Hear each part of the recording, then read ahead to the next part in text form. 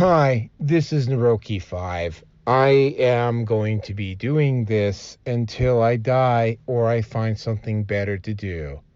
So please help me achieve this personal and, I think, noble objective by contributing to my Patreon or Subscribe Star.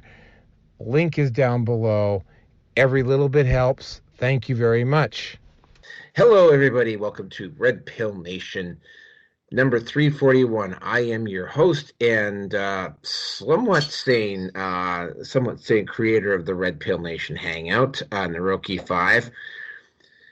With me tonight, we have two individuals coming all the way from New Zealand, a guy who is potentially just as crazy as I am. Vinny, introduce yourself. There's no way I'm that crazy, bro. I'm much worse. If I may just give my show intro, it kind of gives you a little bit of me and what I do and how I do things.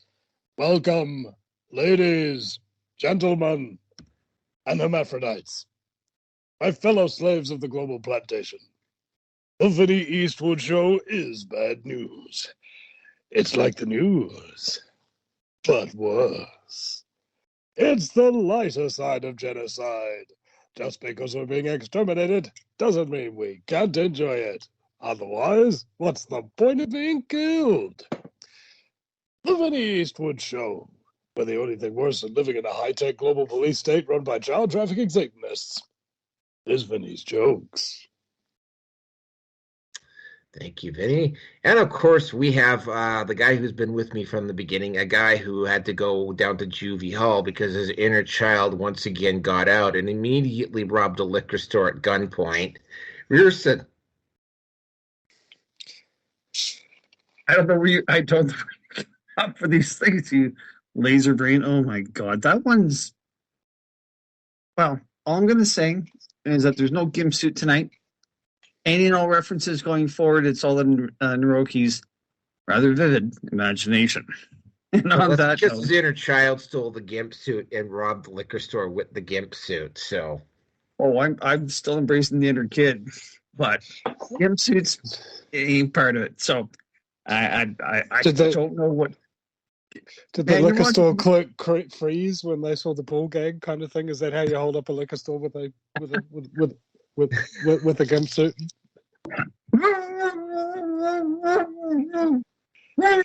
I don't know what you're saying. Do you want money?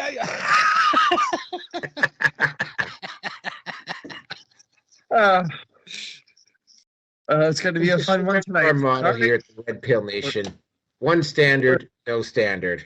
Exactly. And that is standard. Yes.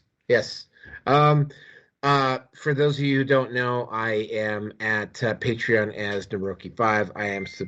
I am at Subscribe Star as the Red Pill Nation. I do have a YouTube account. You can sub there. I do post up there, but I don't promote it anymore. But I'm at YouTube, Odyssey, Rumble, BitChute, MGTOW TV, Brighteon, Facebook, Gab, Minds, MeWe, and Getter. And there's a couple of other chat boards that I post up at, but that's about it for now. TLB Talks? TLB Talks. Thank you very much, Rearson. I appreciate you reminding me of that. No, V, we haven't been going very long at all. In fact, we just started. We haven't even started the topics yet. So if you want to jump in, jump in. I'm just Jumo, jump in. Okay, yeah, so V might be joining us here in a second. So the sponsor tonight is, of course, the Memory Rock. That's right, the Memory Rock. If you're having a hard time remembering anything because of all the food that you've been eating, causing your brain to just basically blank out, or you have a problem holding down your alcohol and most of the last few days is just a complete blank, well, what is the Memory Rock? It's a rock with the word memory written on it. If you're having a hard time remembering anything, what you do is you take said Memory Rock and hit yourself in the head kind of like this. If that doesn't work, you continue to hit yourself in the head with the rock until unconsciousness happens or you actually remember what the hell you were doing. Keep in mind, we now have a new blonde size, which is about as big as your hand, because, those blondes just need an extra jarring whenever they hit themselves in the head. That's right, the memory rock. Available at Orange Man Bad Products and New World Order stores everywhere. So tonight's no, oh yes, that's right. Don't Rearson, our audio model is this is a part where you do that thing. Okay, sorry. That's right. That's our audio. That's our audio pitch. Is that the background sounds of the serene MGTOW studios? Yeah, exactly. I got lots of porn to watch right now, so go ahead. I'll be fine. I might be a little bit late. And labor. Okay, so the topics for tonight. Topic number 1, Matt Araiza, who was cleared of sexual assault, is now suing his former accuser. 2, Paul Pelosi's attacker, David DePape, blames Tim Pool and Gamergate for his attack on Paul Pelosi. Topic number 3, Matt Petgrave arrested pending investigation of game accident with Adam Johnson. And then we have a fairly large Hollywood section. A, The Marvels is officially a flop. Director blames. You may want to be sitting down for this. White men. They also got caught lying about the sales and the decline for the second week on the Marvels was 87%. Fuck. Wow. Oh well. Topic. Yeah. I was muted, but you didn't hear my whoa. Yeah. Whoa. All right. Topic B, 4B. Hunger Games appears to be going under thanks to Rachel Zegler. 4C, MCU doubling down with all female Avengers. And topic D, Jada Pinkett Smith humiliates Will Smith again. Wow. All right, topic 5, Osama bin Laden letter to America. Well, I thought it was released. Apparently it was sitting on the website of the Daily Mail for almost 2 decades. The reaction was so bad that TikTok banned the videos, and the Daily Mail actually took it off their site. Like that was actually going to stop people from actually reading it. I didn't get a chance to read it, but the responses have been kind of interesting. And the response of the Daily Mail was also kind of interesting. Topic number 6, and this is some melodrama here. Conflict at Daily Wire between Ben Shapiro and Candace Owens. And 7, less than 2 years after woke company JKN Global bought Miss Universe, the pageant is going bankrupt. So let's just hop into this. I'm actually kind of happy International Men's Day. In case you didn't know, it was Men's Day. It is Men's Day today. It's also Movember. But every day is Men's Day. This world's run by patriarchy. Yes, the patriarchy. And also, you wouldn't be able to tell it was World's Men's Day at Miss Universe because of the size of Miss Universe's cock. But the size of Miss Universe's package, yeah. It's rather appropriate that we're celebrating International Men's Day on heels of the fact that the Miss Universe pageant is going bankrupt. Okay, so or if your masturbation choices aren't for men dressed as women, you might say that it's going bankrupt. Oh, exactly. Oh, that was. Whoa. These jokes. That's all I'm saying, folks. The sun is rising on that one. Cock-a-doodle-doo. The pageant will shrivel your Venezuela down to size. That's for sure. Ooh, damn. Ooh, yeah. Okay, so on the first topic, and I think this is very appropriate in light of of what's going on. Yes, folks, we have yet another false accusation where everybody just knee-jerks and banned the guy, and surprise, surprise, it turned out that he didn't do it. And now, in this case, it is kicker Matt Araiza, drafted in the 6th round by the Buffalo Bills of the NFL. What ended up happening is that he went to a party and he had consensual sex with this woman. And of course, after that, and then he left. And then this woman proceeded to engage in a gangbang, which was recorded. But what she did is it's looking very much like she developed regret afterwards. And because Matt Araiza was the most recognizable and potentially richest, because he was going to be in the NFL. He was going to be a punter in the NFL. She just randomly accused the guy. The response from the media, the sports media, was to pretty much make him persona non grata. The Buffalo Bills in the NFL kicked him out of the league. An investigation had took place, and lo and behold, it turned out that Matt Araiza was not even at the party when it happened, and of course, the video of her extracurricular activities also surfaced to the police. So Matt Araiza is not guilty. The investigation was dropped. Instead of the NFL admitting that, oops, we kind of jumped the gun on this matter, the NFL has been strangely and mutely silent on this. Hold on a second.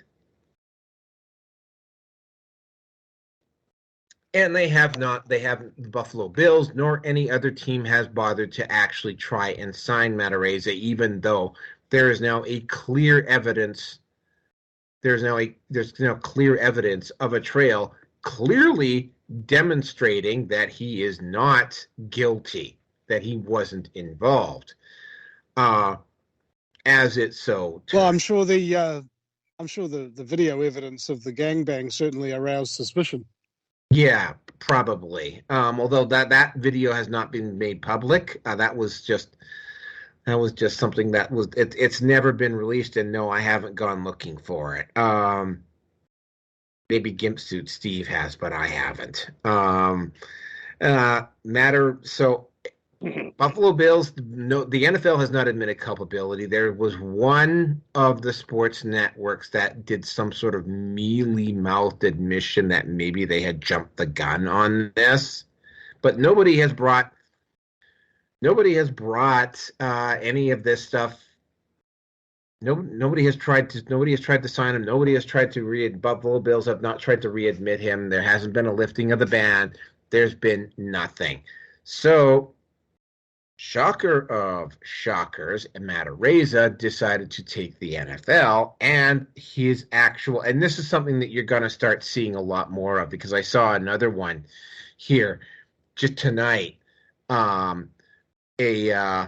A former Yale student basically got they had a kangaroo court, and they booted him out of Yale, even though he had already been found innocent of all the charges on him in court. He's now suing. That's known as being Yale-roaded, but continue. Yeah, he was Yale-roaded.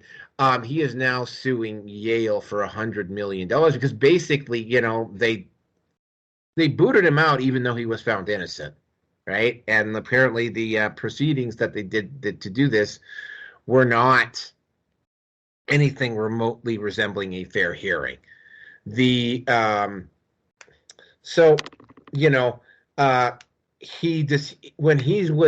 interviewed. Matt Araiza has been interviewed, and his reasons for saying it's like, no, you know what? I'm not going to get any money out of my accuser for doing this.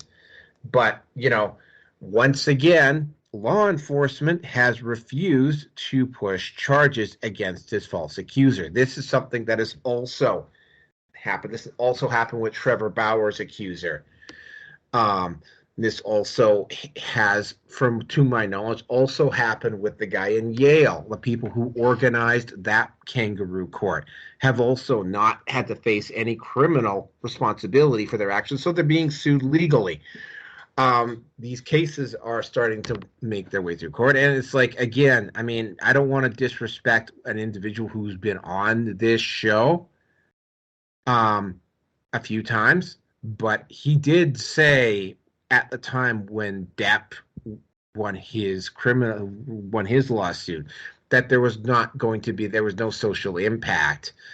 It should be duly noted that after the Depp ruling, now there is, and I think this also because the manosphere is also raising this issue quite frequently, that there is actually starting, like, these women, when they do this sort of thing, they're like, I mean, you know, like, for instance, and I know that Tate, when you hear the name Andrew Tate, you get some very mixed messages, right?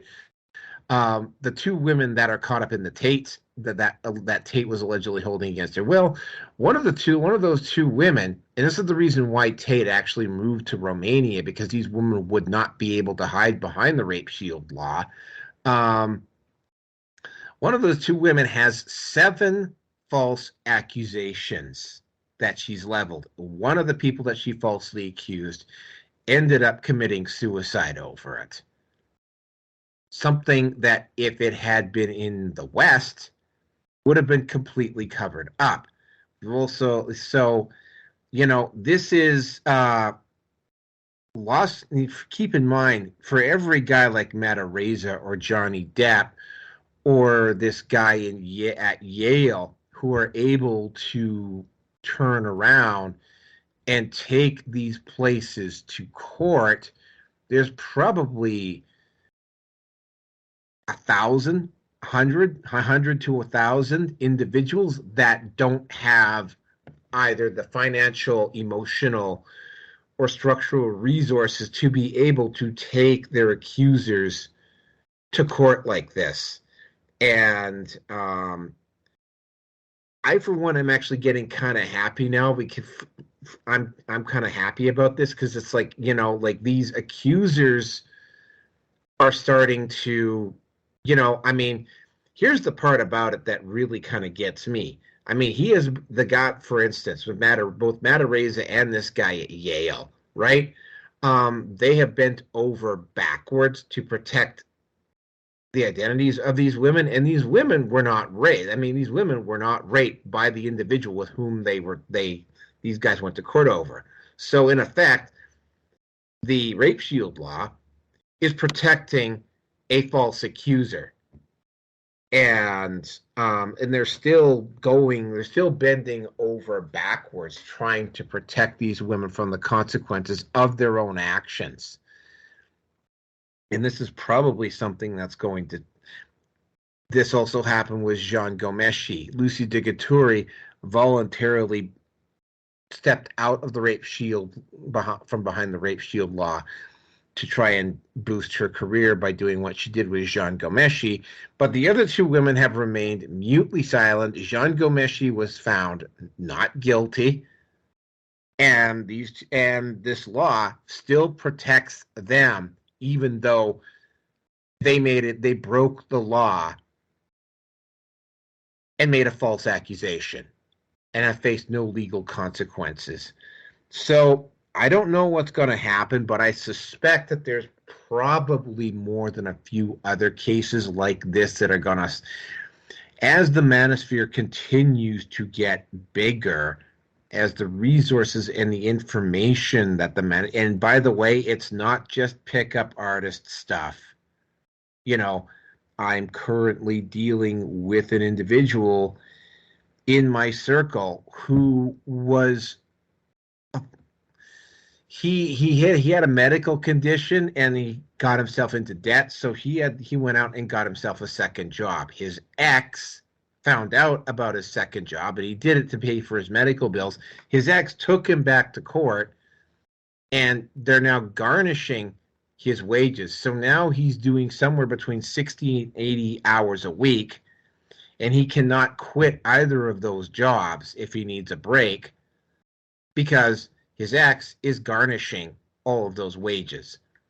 And it's like, you know, I'm not going to get into too much more detail beyond that. But again, stuff like this happens all the time, and nobody really talks about it. And with that, I'm going to turn it over to Vinny.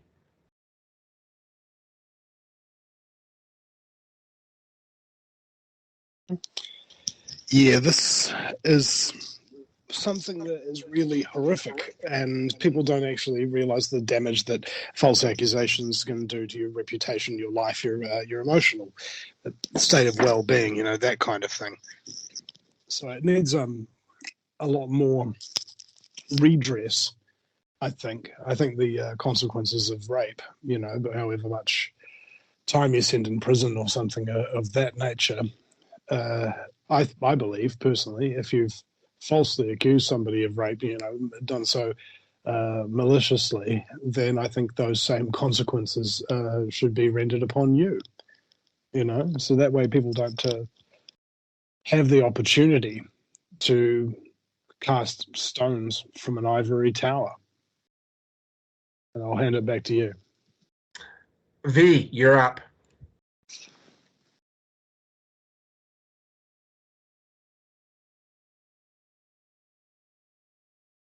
V, you're up. Well, you guys caught me. You started a show as I sat down for dinner. So first off, so I can do my intro, guys. I'm V, host of the Red Pill Hardcore Radio Show. Basically promoter, part owner, and special projects director, tlbtalk.com, Freedom Speech Social Network. If you haven't made a profile, go there, make a profile, say hello. And yeah, well, the thing about it is, you got to go back in American history. Just think about this. The police were created to catch runaway slaves. Okay? Runaway slaves. Instead of, you know, the police being disbanded, when slavery was made illegal, they quote unquote freed the slaves. Instead of disbanding them, they had to come up with a new purpose, right? They had to. Now it became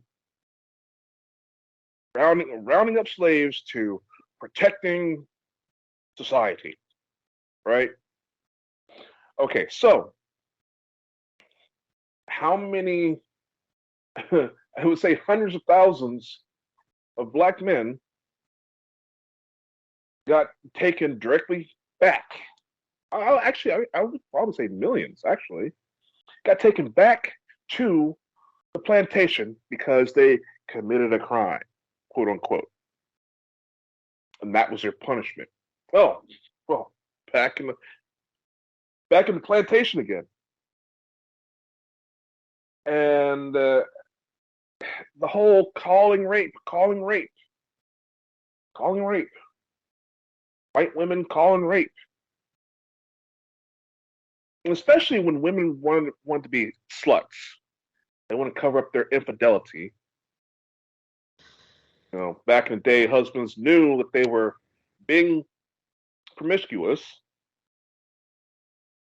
But instead of blaming somebody that they're actually having sex with, having relations with, probably someone white who could actually defend themselves in court. But no, you just blame some random black guy so you could avoid the problem of destroying other families and saving face. Oh, no, I was raped. And here comes cops again. Now, it's not even a race issue anymore. It's a men issue. Because the government knows it has to do everything it can to subjugate men. The biggest threat to government is, well, alpha males. Okay? The biggest threat to government. Somebody who is strong enough to stand on their own, someone strong enough that can defend themselves, someone who is smart enough to defend themselves. This is a threat to the government. They're not going to get rid of this accusation thing. They're not going to. Because an accusation is guaranteed silver bracelets. Guaranteed. And that's the whole point. It's snitch culture, all this terrorism, this quote unquote terrorism, this fake psyop our government put us through, this 9/11 inside job bullcrap. Yeah, they want us to snitch on each other, tell on each other. Oh, this person's dangerous. Oh, that person's dangerous. They psyop these young kids and make them go shoot people. Red flag laws now. Let's go snitch. Snitch, snitch, snitch, snitch. It's snitch culture. Every time somebody gets arrested, that's money going into the government's hands. Okay? That's money. Bills, bondsmen, lawyers, the county clerk, you gotta pay the court. Sometimes you have fines. That jail time, the state gets paid by the federal government every day you're in the joint. It's money. It's human trafficking. And nobody is immune. Well, I mean, unless you're like Paul Pelosi or somebody high up. Because we still haven't found out who's all on that Epstein list, right? Those accusations are no good. But anybody outside the government is not immune. They would love it if some pop star or some athlete gets hit with something like this. That's millions of dollars that's going to flow through the courts. Innocent or not. So we're never going to see a change to this problem. It's hundreds of years old. The false claiming of rape. It's hundreds of years old. Since the birth of our country. So it's the only thing I see, I mean, men just have to stop messing with these skanks. Yesterday I watched 3 movies in a row just because I wanted to relax. On Saturday, I've doing business calls all week. I just can't, I've done one. I've got tennis elbow, so I can't game. So I just want to watch some movies. And all 3 movies, there was a scene of group sex, just orgies, high society activity, rich people. And they're putting that out more and more and more, that these high societies, that's what they do.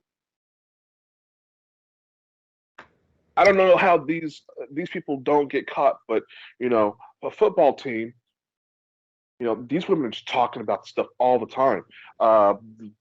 Last year, I watched a video about this one skank from that website, OnlyFans.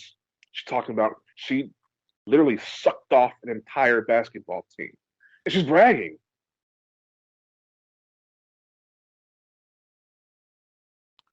We need to not give these women any kind of power, any kind of authority. There should be NDAs. You're gonna have a sex party. Each girl that's involved, she needs to sign an NDA at the door.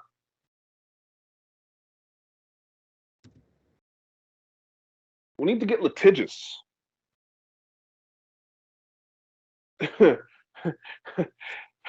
have video of what you're doing, whatever. They say, "Oh, yeah, it was illegal to record me. I didn't give you my consent." Yeah, read the NDA again. I didn't say you could spit roast me. Oh yeah, no, yeah, yes you did. Read the NDA. We've got the only defense that you can have against these rapists. And I'm not talking about the men or the accused men, because this is the women.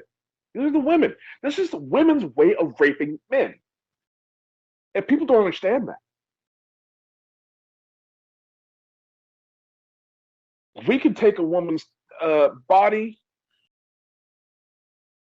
but what they can do is they can take your time and your money. It's rape all the same. Taking somebody's freedom for what? And it's kind of fishy to me that she would actually say that she was raped by somebody who wasn't even there. She's feeling guilty, and somebody in that whatever team she was doing said, "Okay, go blame this guy. Don't blame us." Probably got threatened. We will mess you up if you blame us. You feeling bad? Go blame this guy.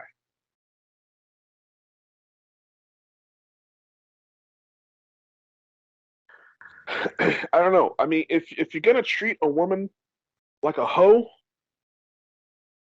then treat her like a hoe. Do it properly. Do it legally. She's a sex worker. Get her signatures. She wants to act like a sex worker. Just do it proper. Do it right. Do it legit. Until men start doing that, I mean, I'm telling you, I make my first million coming up here. I'm telling you, I'm not even gonna look a woman's direction. I'm gonna have somebody in my entourage. I'm gonna point that one. He can talk her up, whatever. She sit down and sign an NDA. Then she come over and talk to me.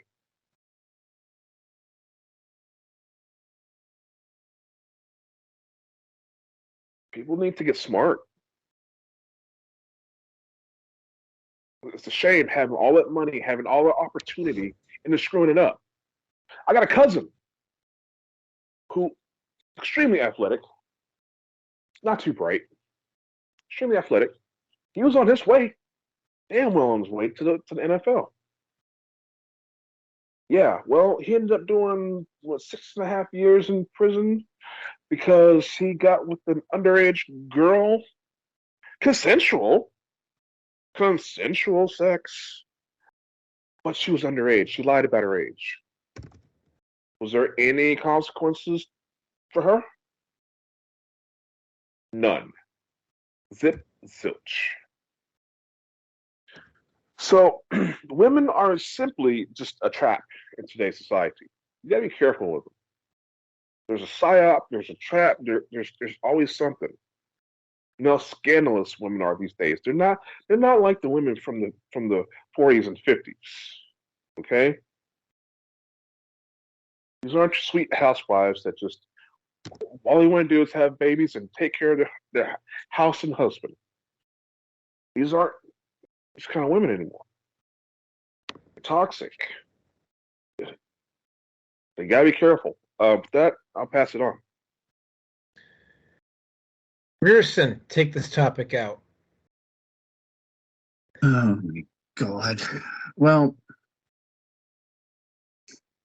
I've been hemming and hawing on this one for a little while now. And I realize how this is going to come across, but I don't really care. First off, the females like this, who needs enemies? I mean, really. And what this is doing is that this is pushing men away and not trusting females at all. And I hate to say it, but you can't. You really honestly can't. So the women that are listening to this, nothing personal against you, but you've got your fucking social networks. Oh, he looked at me the wrong way. Oh, I didn't want to be approached by him because, well, he's not my type, but I'm going to scream bloody fucking murder until he runs away, which the smart guys will do. And don't complain if you all get the same fucking STI, STD from the same bunch of guys because they're dipping their pens in the different inks and inkwells, and well, I guess it's just best to share that shit around now, isn't it? Anyway, if they think that there's a problem right now with masculinity being toxic, guys are more and more not getting married, staying out of relationships, staying away from women, not even approaching them anymore. Social media and the whole freaking bit. I mean, social media to women is porn to men. They're both just as debilitating, but at least with porn, we keep that to ourselves, and that's about it. Another generation of this, the numbers to repopulate the Western countries they're already in the shitter to begin with, and it's only going to get worse. And I'm sorry, but ladies, if you think that there's a problem with men now, just wait until Sharia law takes over. You ain't gonna have a fucking pot to piss in, and it is not going to be in your favor. But that's just me looking at the situation and just logically realizing, well, those bitches are screwed more than anything else that they could realize. Oh, well. But you can't reason with them. You can't show them what's wrong. They've been programmed. And more so, I believe, with women than it is with men. But misery loves company. And when one woman is unhappy, she'll do her best to make sure all of the women in her circle are also unhappy. The fucking crab barrel. Almost to an extreme. But hey, that's fine. That's fine. Keep doing what you ladies are doing. You are the reason why society is going to really fall apart. But, I mean, Gloria Steinem herself had even admitted that the whole feminist movement was basically CIA. And, where did they get that from? Anyway. For this guy, I hope he sues this bitch into oblivion. I guess for her, the regret was, I didn't get enough cock, or the guy that I wanted doesn't want anything to do with me. Fuck. And for good reason. For good reason. But, I mean, if this is their game that they're playing, fine. You know what? Go right ahead. Do it. Enjoy it. 30, I'm thinking now at this point, even 25 to 80 is a very long time for boxed wine and cat litter. And on that note, Naroki, I'm done with this one. Yeah, well, like I said, and I'm going to just, in light of the fact that it's International Men's Day today, I'm gonna just get a little bit more into this particular topic. The primary issue here, and this is something that they don't discuss. They don't let people know this other. They will focus on Tate and his charges, but they won't focus on what Tate, or they'll take snippets of Tate stuff and take it out of context. But they will try to focus on the people or the show. You'll notice that the critics of the manosphere will never get into, and by the way, this comes from both sides of the political aisle, both the conservatives and the liberals. They both will focus on the personalities, or they take stuff out of context, that they don't talk about things like, for instance, what I'm doing with this one friend of mine, where I'm like instructing him on how to deal most appropriately with the family courts, and what to do with a toxic ex, and what he should have done before he went into court all by himself and go up against and how to deal with corrupt family law, how to go about preventing false accusations. Because there's another guy. He messaged me tonight. Literally, this dude on Facebook sent me. He likes having his sex a little on the rough side. That's what I will say about him, right? And I was like telling him, like, dude, if you're gonna do that, right, like, take fucking precautions. And it's like, and then he goes and sends me, basically, this chick sent him a nude, and he sent me the nude that this chick had sent him to me, and I was like, yeah, dude, don't fucking do that. Like, don't do that, right? You've just put yourself into a really, if the cops ever come for you and they find out that you sent this to me, right, I'm going to have to answer some uncomfortable questions, and you're going to have to answer even more questions, because you just sent somebody's image out without their permission, especially a nude, right? And then tonight, about 3 hours before the show, he messages me again, and I haven't responded to him yet because I'm trying to formulate the exact way to tell him this. This new woman that he's seeing is like literally threatening to go to the police if he just continues the relationship with her. And she probably, based upon how this guy is acting, she probably can twist it around and get him into some serious legal trouble. And that's literally what I had said to him like less than 2 months ago, what was going to happen, right? A fully active manosphere would have probably been able to prevent that. Like, things that you don't do, guys. You do not stick your fucking dick in crazy. You do not dip your pen in company ink, right?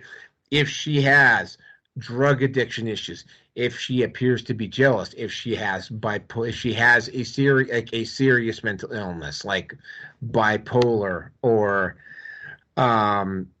borderline personality disorder, right? Does she have a drug problem? Does she have a family? Does she have associates, and they judge her by your friends? Does she have friends who seem to be a little bit like, there's a lot of things.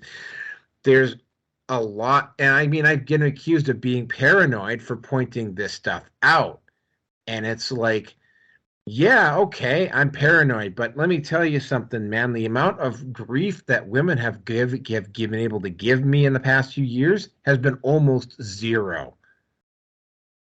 Like, there's been a couple of women that have tried, because of the stuff that I posted, to take runs on me from the outside trying to get in, but they don't have the right information, because I'm very careful about that, right? Like, this is the stuff that the manosphere is telling you about. Like, if you're gonna go if you're gonna do a one night stand, right? Like, you're responsible for the semen after the event, right?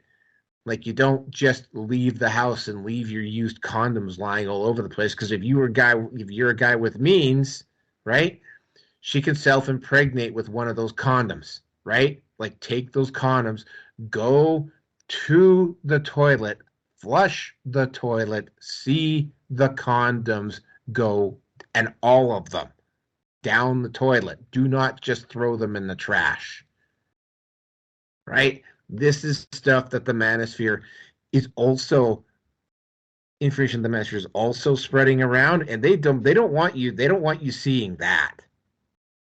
They don't want you knowing about how to deal with a narcissistic or a psychotic ex that's lied in court. Like, you know, if you've dealt with one of those, if you dealt with somebody who's lied in an official capacity at any time, right? You don't have any you don't have any undocumented communication, which is either you record your phone calls, text, or email. You never talk to her person to person that's unrecorded, like ever. Hey, stuff like that. We call them sperm pirates. They put it in their booty. Oh yeah. Yeah. So I mean, this is the stuff that they don't this is the stuff they don't tell you about the manosphere. And as the manosphere is continuing to get bigger, right? Like, I mean, and again, I'm going to say this once again, they're focusing on the personnel. They want you focused on Andrew Tate, for instance, and what he allegedly did or didn't do. And they they mention stuff that's out of context. They don't want you knowing about all of some of that other stuff that I was telling you about, right? And you ignore that stuff at your own peril because, and I'm going to keep saying it, any interaction you have with a woman in the West, in particular in the West, hands that woman a loaded gun that she can use on you at her discretion, or she can hand it off to someone else and they can do it, right? In the legal system, once you're in it, man, it's long, it's expensive, it's exhausting physically, it's exhausting mentally, emotionally, and spiritually. Man, I've had DDJ on here, right? He's told his story. Like, this stuff, you know, just leaving this stuff to chance is just, it's not good enough anymore, right? A one-night stand is not just a one-night stand anymore, right? Like, you're almost better off either A, going monk, or if you're gonna go there, right, the morning after, you have to take her out to breakfast and you have to keep the receipts. Why? Because if she goes to the police and starts screaming about how she was terrified of you and how he forced himself upon you, it's sort of like, and the cops come and ask you questions, because they will have to come to you and ask questions, right? It's like, oh, well, we went out to breakfast afterwards, right? We went to this place at this time. Oh, by the way, there's cameras there, and we hugged on camera at this point in time, so they can go back to her and go, well, you claimed he forced himself upon you violently, and then you went out to breakfast with him afterwards. You know, like, I hate having to continuously harp on this, guys, to the men that are listening to this. You know, I don't care if you think I'm being fucking paranoid, right? Like, once you're in that system, man, like, look at what happened to Araiza, right? Like, it's not a guarantee that you will get it all back, even if you were found not guilty. And unless any of you guys have anything else to say, we're going to move on. Yeah, I want to add on to that. I've gotten these threats many a times. I'm going to poke a hole in the condoms. We're going to have a baby. Like, don't use a condom that you didn't buy and that you have not kept track of. Listen, it's like date rape. Okay? You don't leave a glass unattended. You don't drink out of a stranger's cup. Okay? Same concept. Condoms. Use your own condoms. Okay? Yeah. That's all I have to add. Oh, by the way, no, it wasn't Nihilist. It was somebody else. Nihilist actually, I mean, despite all his flaws, he actually does know better. Like, I mean, I've talked to him privately. He actually knows to take. He knows to take those precautions. But anyway, let's move on to the next topic here, because we've got a lot of ground to cover tonight. All right, so topic number 2. As we all know, Paul Pelosi was attacked by a guy by the name of David DePape. Police were called. Paul Pelosi was in his underwear and a shirt, and the moment the police arrived, he had his hand on a hammer, and there was the way the call was done by Paul Pelosi didn't make it sound like it was urgent. When they got there, David DePape was able to actually get one swing at Paul Pelosi with the hammer before the cops were able to restrain him.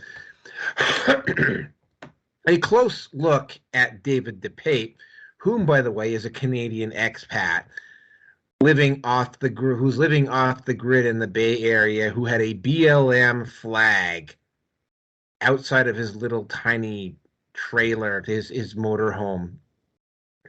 He had all sorts of leftist literature sprawled around. He was quite clearly one of the unhinged wokesters, right? So the trial for David DePape is actually taking place at this moment in time. David DePape, and this is no word of a lie, blamed Tim Pool and Gamergate and claiming that he went down the red pill rabbit hole via YouTube and whatever, as that was the reason why he went after Paul Pelosi, which of course is just, and of course the media tried to run with it. I mean, the media never really got over Gamergate. They never really got over Gamergate because Gamergate was the first time that the whole leftist narrative had actually faced a serious challenge, and they had to back, to a certain degree, they had to back down, which is, by the way, why except for the big AAA, like the big gaming studios are all woke as fuck. But once you take one level down, like the wokeness disappears very quickly, as opposed to the film industry, where you'll see wokeism even at like the shorts level. With the film industry, by the way, there's an Alex Jones game that just came out this week too. I should point that out. That's just a bit of a side note. I was gonna include that as a shut up. Yeah. I'll have to look for the quartering. I guarantee you. It's freaking it's Duke Nukem 3D with Alex Jones. Damn, I'm good. Turn the frogs gay. So anyway, this is the last time. Yeah. Like Duke Nukem, Alex Jones has a gun that turns the frogs gay. I'm sorry. Go ahead.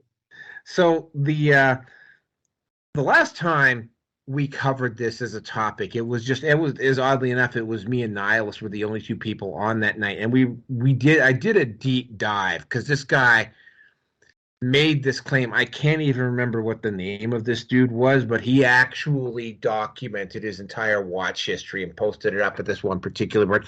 And then, of course, I did a deep dive into this guy, and it turns out that he's a soy boy with a domineering girlfriend, and the way he did it, the whole narrative fell apart, because it's sort of like, if you're going to fall into the quote unquote the red pill dark web, right? Like, you're not going to, it's sort of like, you don't watch Tim Pool and then start following core sources. You were already there in the first place, and David DePape was already mentally unhinged. There's only two reasons why David DePape would say something like this. Either A, he was paid to so that the media would have a story, because I gonna step out on a limb here, and I'm gonna make another one of my predictions for 2024. They are going to try, and probably within the first 3 or 4 months of 2024, they are going to probably take a serious run at the alt media, specifically Rumble, to try to get them to toe the line for the election in 2024. But they did it, or David DePape thought that this was going to somehow gain him some sympathy, because of course this trial is taking place in the Ninth Circuit, which is the area which covers the Bay Area, which is the same place that gave us wonderful individuals like Gavin Newsom and Nancy Pelosi and Jessa Budin etc., and turned San Francisco from one of the best cities in the world into a city where their shit map is so bad that the actual, like, the map itself is actually black from all the spots of all the places where where people were taking dumps on the street were reported inside the city of San Francisco. That's really all I got to say on it. Other than the fact that the media has just never gotten over Gamergate. And with that, I'm going to turn it over to Vinny.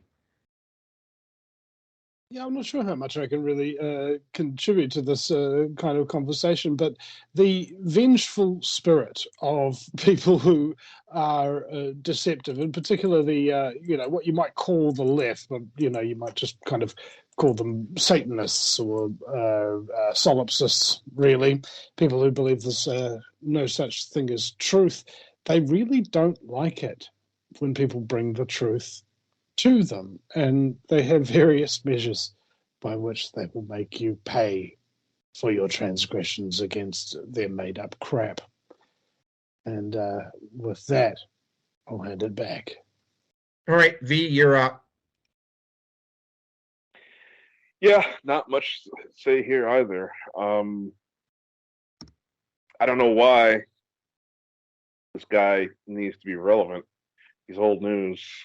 He's trying to make himself irrelevant again, I suppose. Which says to me he was probably a psyop to begin with. I'm not even sure if that whole situation was. Well, it's definitely not what it was reported to be. That's for sure. I'd put every dime I have on that. But yeah, I don't know.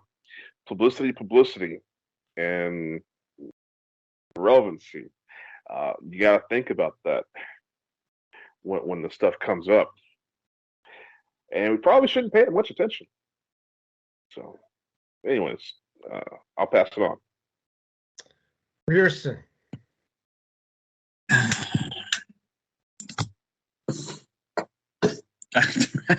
I'm more or less in the same boat. I mean, the only thing I can think of is that he's so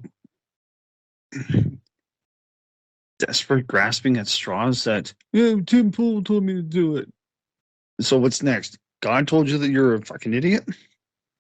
Well, sorry, that's what we already know, but the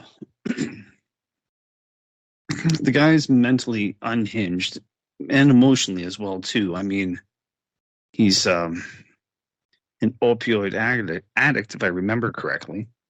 No, maybe that's part of what it is that he's been living there. He's been squatting illegally in the San Francisco area. And now, maybe this is part of a plea deal. Who knows? I don't know. I really don't care. Truth be told, I forgot all about this idiot. A week after it was all said and done, or the last time previous to this that his name was brought up. So I guess the pedophile family has to take maybe this could also be a distraction to San Francisco having the homeless problem already cleaned up, and Xi Jinping is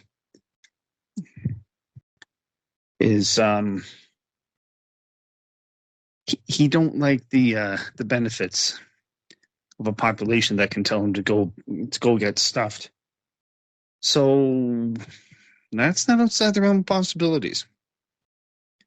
I mean, this is just nothing but a distraction to Gavin Newsom's problems within California. So that's all I'm going to say to that one. So back to you, my friend.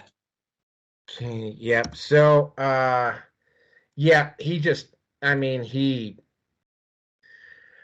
It was I guess it was probably more just the Gamergate thing. It's like, wow, like 2014 called, they want their issue back. That was like literally my response to that. It's like the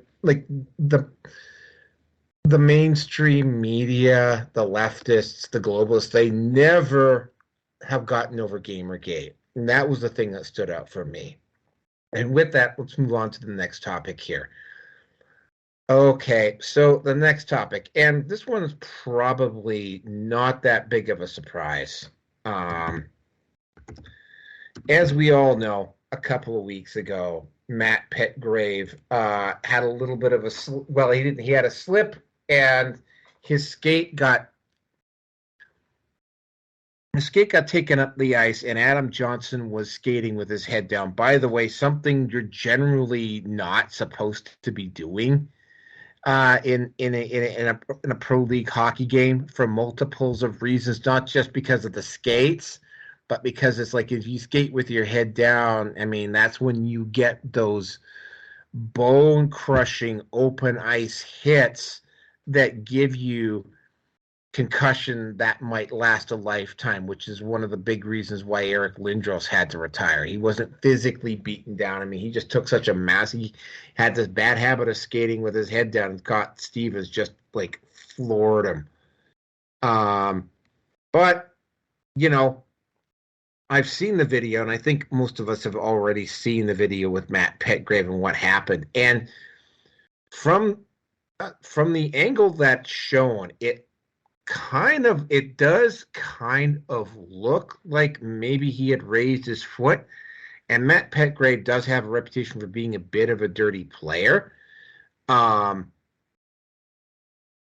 It is real, and when I was on with Vinny, I pointed this out. I got to point this out to you two either. It is considered like, you know, like you have blades on your feet, right? Like you do not use your feet to kick a player at a pro level or at any level of hockey. You know, I mean, players will sometimes fall to the ice.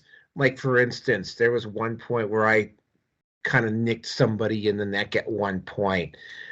Fortunate, I actually missed that guy's jugular by less than an inch, by the way. You know, it does happen. You know,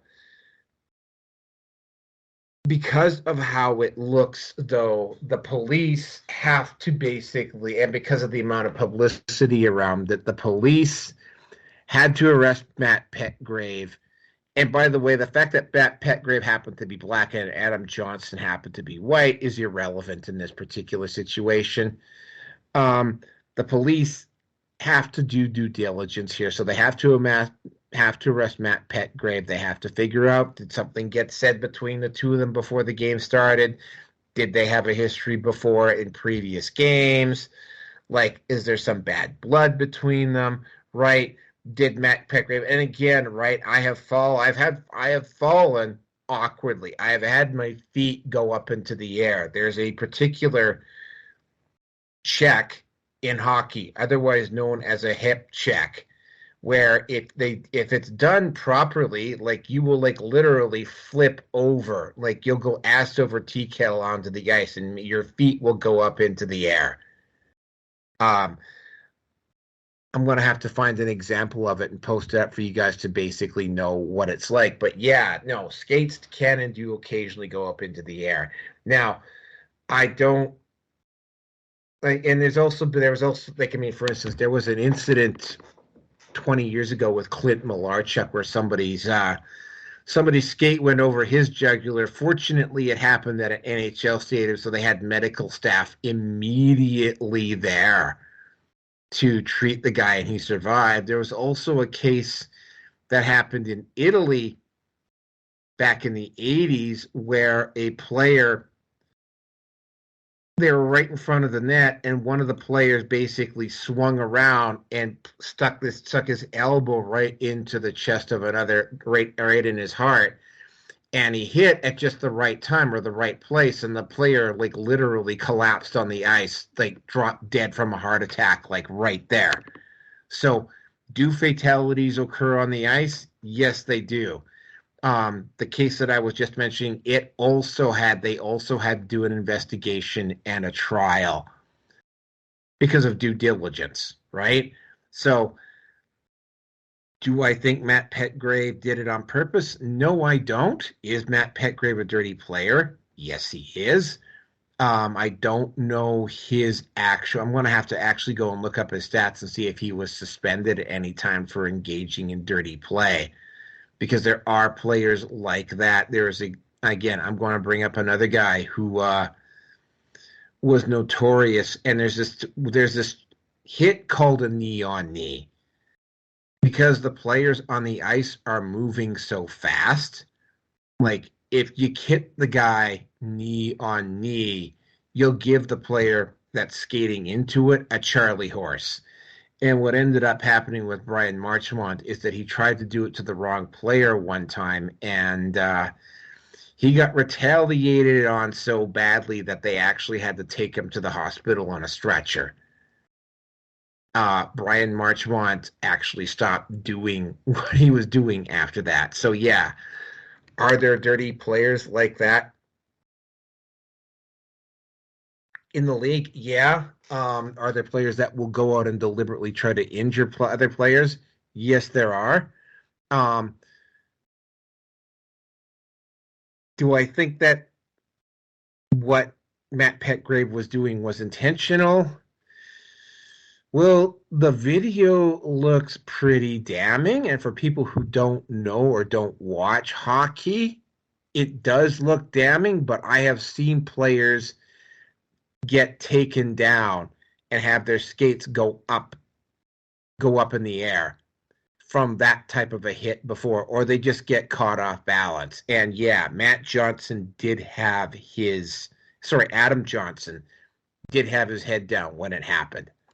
And at the same time, the police have to investigate. They have to consider the possibility that it was manslaughter, and they have to do due diligence. So, as sorry as I feel for Matt Petgrave in this particular situation, the police got to do what they got to do. And with that, I'm going to turn it over to Vinny. Well, we discussed this last week, is that, of course, the white guy versus black guy. So everybody's just so super sensitive about everything these days. It's like accidents can't happen. There's now suddenly some sort of paranoid intent behind every human action for the first time in frickin' history. Just getting sick of it, man. So, yeah, with that being said, shit happens. And if you don't want to get your jugular sliced open by a skate, don't play professional hockey. I believe that's written above the door on the men's room. Pretty much. Well, yeah, it's a pretty violent sport. You can get hit pretty bad. V. Well, I can't say that we can rule out the racial factor simply because there's not much to compare it to. It's not a common thing that happens, yet I don't know, you got guys that take off their gloves and physically assault another person, punching to the head, which is outside of that ring is a felony assault. In the ring, why not? I personally I would have never played football if you just take your helmets off and start punching each other.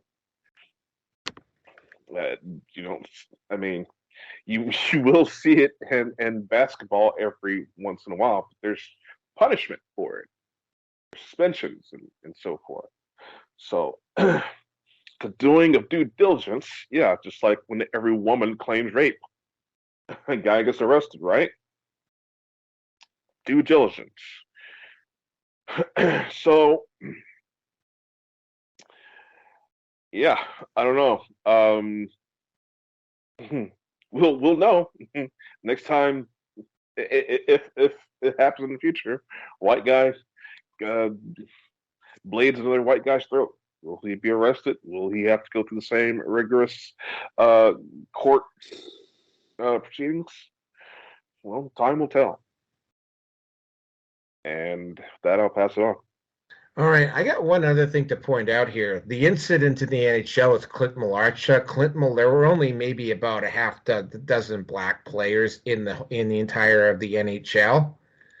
At the time, Clint Malarchuk was only him and Grant Fuhr were the only two black goaltenders in the entire league. So when this incident happened in the NHL years ago, Clint Malarchuk is actually a black dude. Just an FYI. And with that, I'm going to turn it over to Rierson.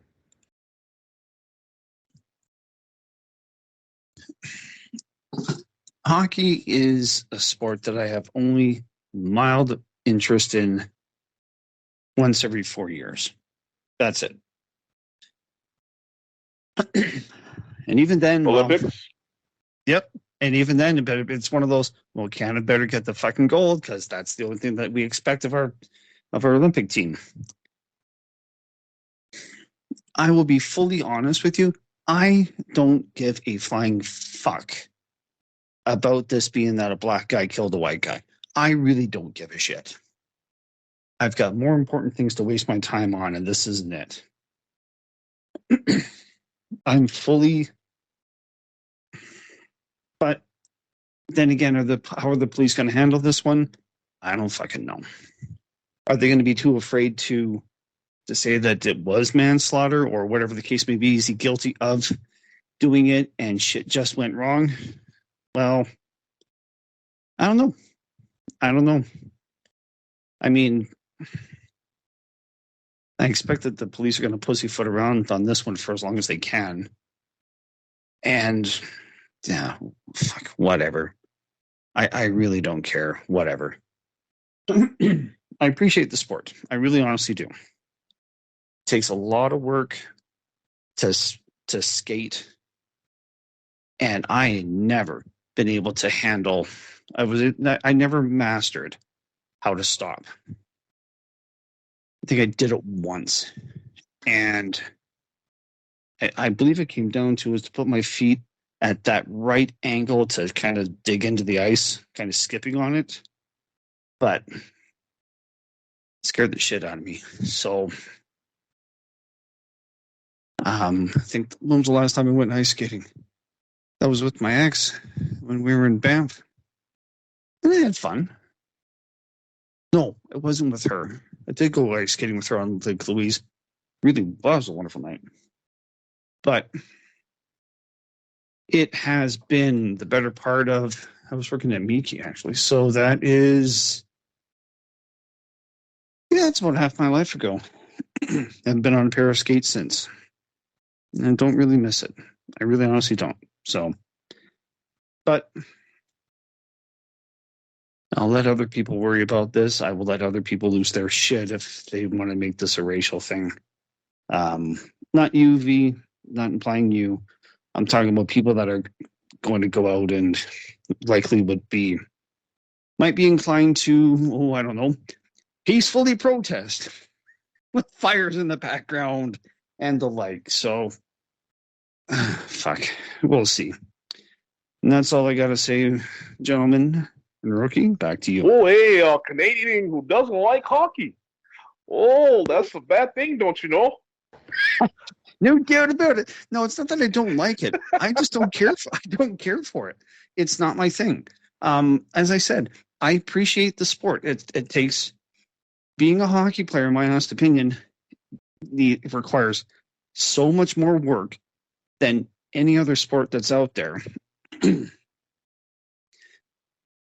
Not to say that football doesn't require skill. It does, but the level of finesse that you have to have as a hockey player, the closest sport that I could compare to that in terms of requiring skill would come down to baseball and or cricket. And I don't know the first fucking thing about cricket. So, oh yeah, baseball is definitely a lot more of mental. Although physicality does help there as well. Yeah. Again, right, this is not going to be the last time that a fatal accident is going to occur in a hockey game. You have sticks, you have blades on their feet, you have boards, and I can perfectly attest to this because I've been when I was playing hockey. I got slammed into the boards a couple times so hard. One time I got nailed so bad into the boards. Fortunately, it happened like literally right in front of my bench. I like literally crawled into I crawled into the bench and just like almost passed out on the bench, right? I mean, it can get pretty nasty out there. Yeah, I don't think race was really a factor here. Like I said, there have been some really incredible, like for instance, I mean, Matt Petgrave. There was an NHL player a few years ago. Actually, he played for the Canucks when this happened. George Laraque. He was one of the at his peak. He was probably one of the 3 or 4 best fighters, like toughest guys in the NHL. And he took a swipe at somebody at Rogers Arena, and he knocked this guy on his ass, and his head hit the ice. Fortunately, he happened to wear his helmet, but he still got a concussion anyway. You know, it would have been a fatal hit if the helmet hadn't been on. Laraque got suspended for it. So I mean, it's but I mean, he's by far not he was a tough guy, but I mean, he wasn't like super dirty. I mean, the dirtiest player that I could think of right off the bat, the guy who I really disliked, was Brian Marchmont, because Brian Marchmont went out there with the intention to actually injure, as opposed to Laraque, who was basically sent out there to deal with somebody when somebody on the other team took a hit at the star player on his team. But with that, is anybody else has got anything to say? We're going to move on to the next topic, because this one might take us a while. No? Okay. So, welcome to the Hollywood section. Boy, I almost ended up having to make this a second episode. If we had one more issue come up, then I would have actually made this. Would have had to make it another Hollywood section, and then we would have had 142 would have been the Hollywood section. We would have had to do that on Wednesday. So let me just go through these in the order that they happen to come up in. First of all, the Marvels movie just absolutely tanked, and they weren't able to pull the rather suspicious ticket sales thing that they were able to do with the first Captain Marvel movie this time. Oh yeah, the movie just it's like, I mean, and I've done enough of this, because usually when a movie comes out, it's like you get the first week. So if you do, say, 100 million in your first week, then the second week out is usually about 40% of your first week. And then the week after that, it drops by increments of about 40. So your first week is 100 million. Your second week is around 40 million. Your third week is about 16 million. And then the next week after that is maybe somewhere between 3 and 4, right? It's usually an incremental drop of about 60%. Well, the second week was so bad for the Marvels that it didn't drop by 60. It dropped by 87%. It dropped so bad that the studio and some of the people who were promoting it actually attempted to pass this off as the highest grossing movie. And their tenuous claim on this was because the Marvels was actually the highest grossing movie for a couple of days when it first came out. That has been the highest. That was their tenuous claim to try to get more butts in the seats. The director, and you guys might want to be sitting down for this one. In fact, you probably are all sitting down for this one. And yeah, she actually went there. She tried to play the race card with Captain Marvel. She blamed white men. Here's the thing. They marketed this movie And while they didn't do something really stupid like they did with Birds of Prey, where they basically told guys that this movie wasn't for them, and then got really pissed off when guys didn't actually go see the movie. Like, they didn't actually go with the Marvels. They didn't actually say, guys, this movie isn't for them, but they definitely played up the girl power part. Oh, and by the way, I saw the movie. It was very clear that they were trying to tick off all the woke boxes. And of course, even though they clearly tried to market this to a female audience, and while they didn't specifically say, men, this movie wasn't about for you, they pretty much implied it in the marketing department. The director decided to blame lack of people going to see the movie on racist white men. Yeah, because there's nothing makes more sense than to market the movie, tick off all of the usual race boxes, pretty much imply that this movie wasn't for the guys, and then blame the guys when they don't go see the movie. Well, okay, I actually did go see the movie on Tuesday. It was literally the same as what happened with the other Captain Marvel movie. I was the only person in the seats until about 5 minutes before the movie started, and then there were maybe about another 10 people that showed up. The movie itself was not actual. I mean, other than the fact that it was very clear that they ticked off all the woke boxes, right? The movie itself was not actually all that bad. In fact, I would make an argument that it was actually a little bit more entertaining than the first one. The Flurkin was funny as fuck. The cat was funny as hell. I will freely admit that. I actually chuckled a few times in the movie about the cat. And you would have to actually go see the movie to know what I'm talking about. The Flurkin. If you've seen the first Captain Marvel movie, it's the Flurkin. The Flurkin got a bigger role. The Flurkin was funny as hell. In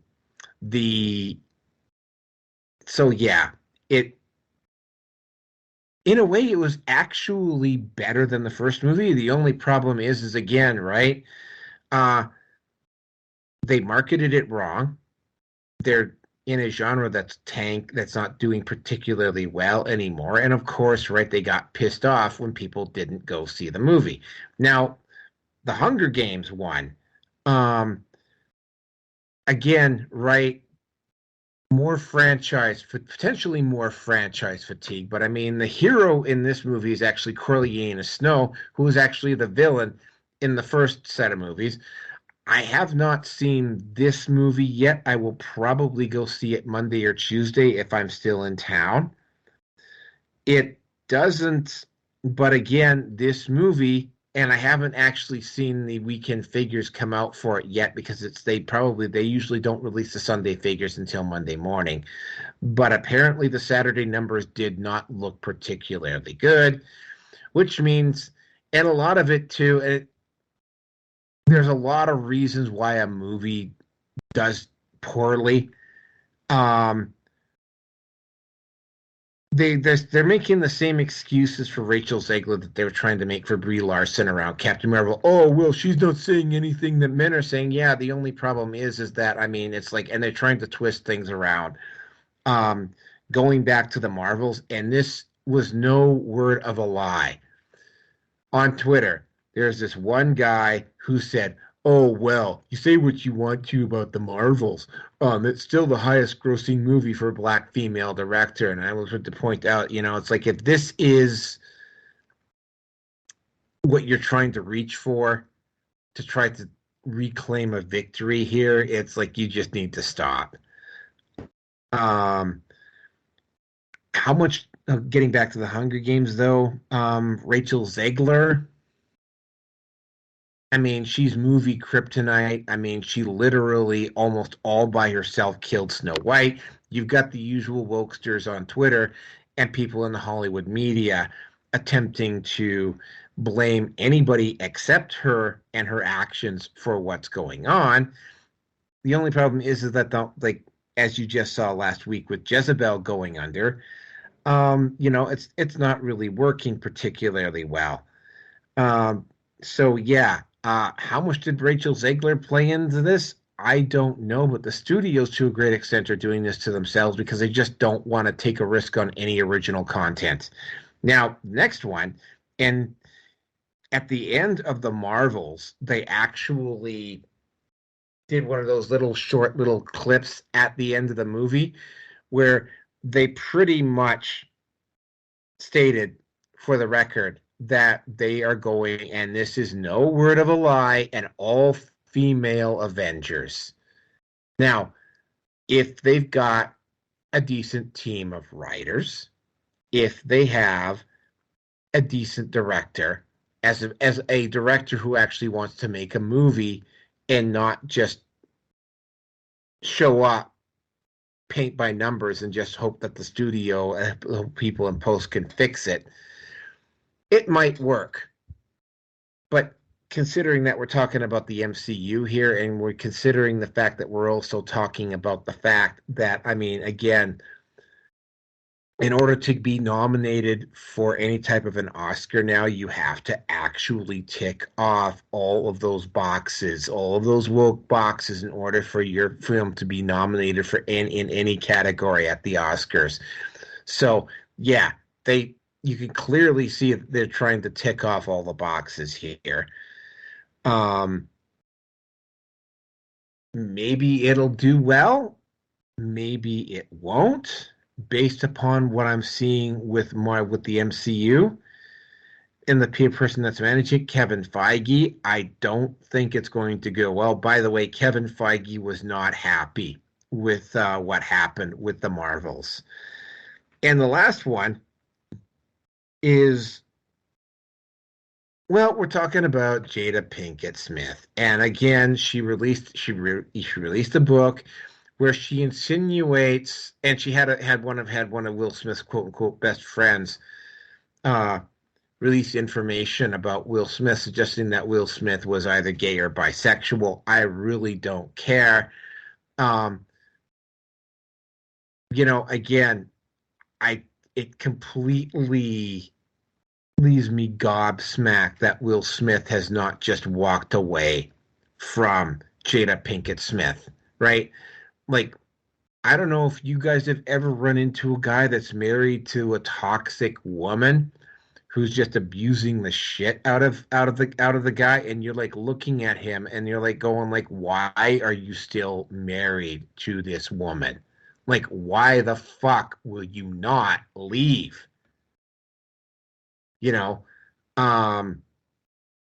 I'm having to speculate here that maybe there's some legal entanglement that would probably cost it. It's cheaper to keep her, for lack of a better term, because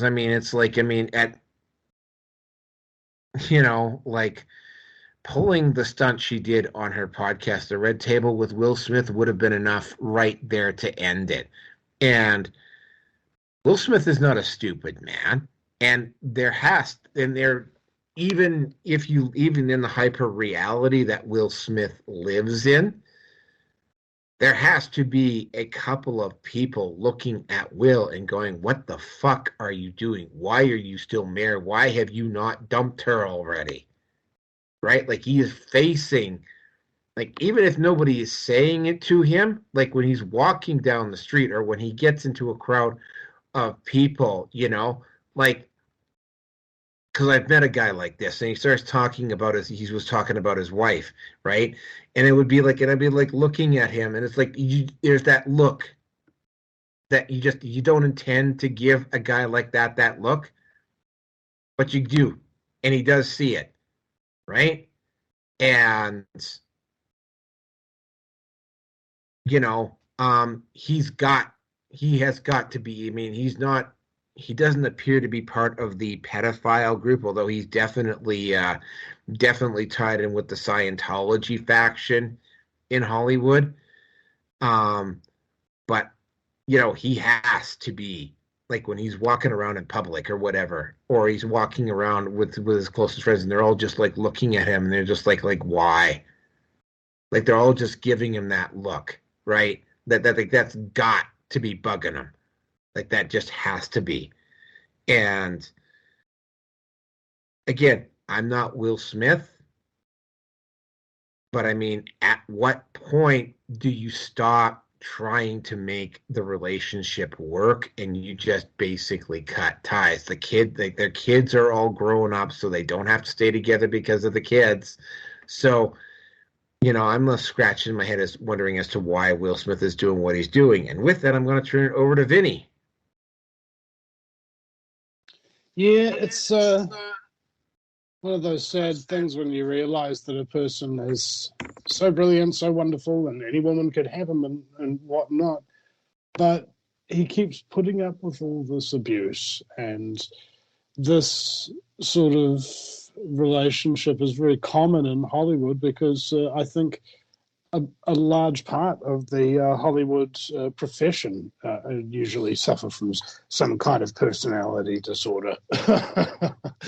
So maybe it's one personality disorder working against another, two codependents, or one codependent plus a narcissist, that kind of thing. So, I mean, is it a mental health thing that's getting in the way of people getting away from abusive relationships and things of that nature? Or are they just browbeaten? Does a man's soul get destroyed by so much abuse from his woman that he just doesn't have any strength left to resist her?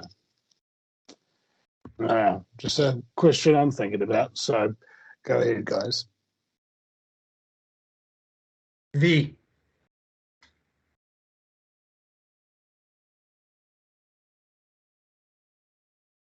Yeah, well, I already spoken on this particular topic with Will Smith. I went into deep, well, 2 points really.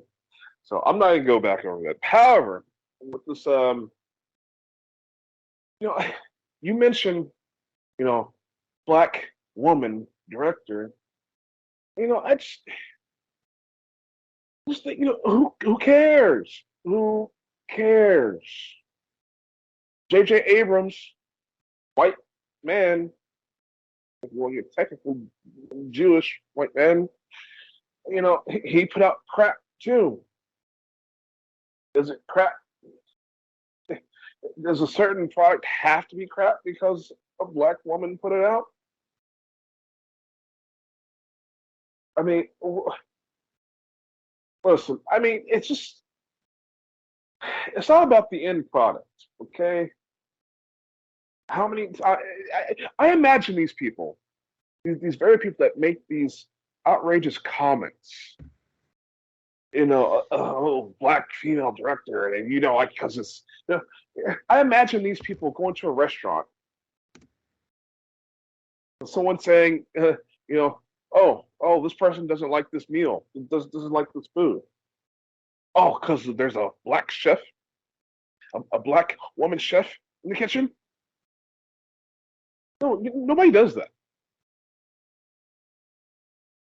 You don't care how the sausage is made or who's even making the sausage, so long as you like the damn sausage, right? So it's just outrageous it blows me away. Oh, you don't like this because a black woman made it. No, it's objectively crap. If that's indeed the case here, I don't know. So, and I'm not upset with all females Avengers. I've literally talked about this on the show before. I used to buy those comics. I believe it was like spoof comics, something like that, where they basically copied the DC and Marvel universe, but they flipped the sexes. Like Jubilee was like a teenage boy, Wolverine was Wolverine. I loved the hell out of those comics. Loved them. Yes, my 12-year-old self. Yes, seeing giant bulbous breast on every page. I loved it. I'm not going to get angry if, roles get switched on the silver screen or even the big screen. I'm not going to be upset. I'd rather look at a female than look at a dude.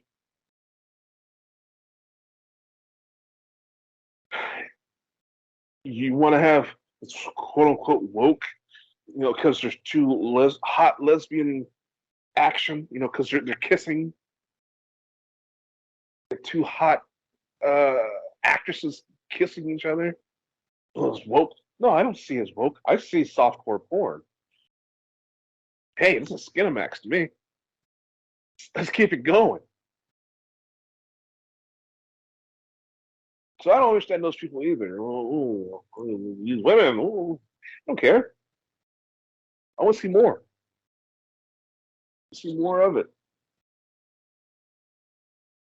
How gay are you? You think you're missing out on a good movie because you're not seeing some golden-haired white dude with ripped abs and big muscles? You think you're missing out? I'd rather look at some chicks in tight leather. That's my thing. That's my point. And especially as I'm objectifying these women, because you're not doing anything else. If you're watching something for the sole purpose of watching it, you're automatically objectifying. And while I'm objectifying women, it doesn't particularly. I don't really care to say. Hello? For me, it's like wah wah wah wah wah wah. Like Charlie Brown. I'm not really paying attention to what they're saying. Hot chicks in leather doing flips and running and jiggling. Hey, that's great. Let's do more of it. And for a simple fact, I swear, I don't know, Rachel Zegler, whatever her name is. Again, I don't know. I just oh my God! You just did like the perfect Freudian slip there. You called her Rachel Zegler.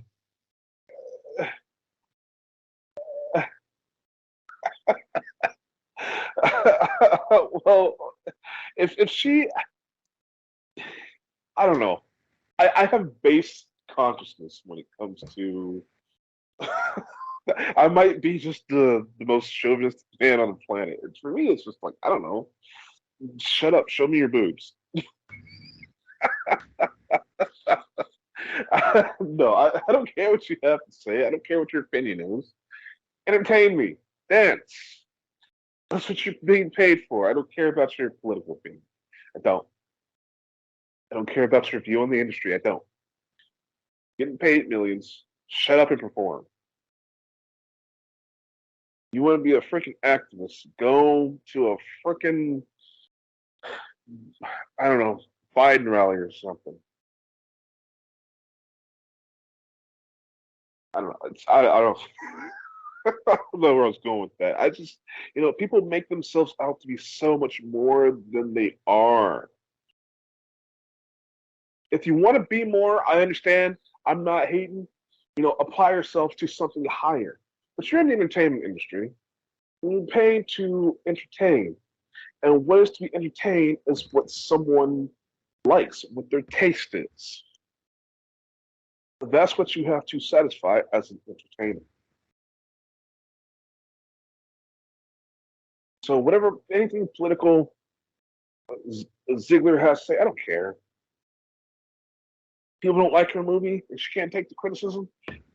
We'll make better movies. Shut up. You're literally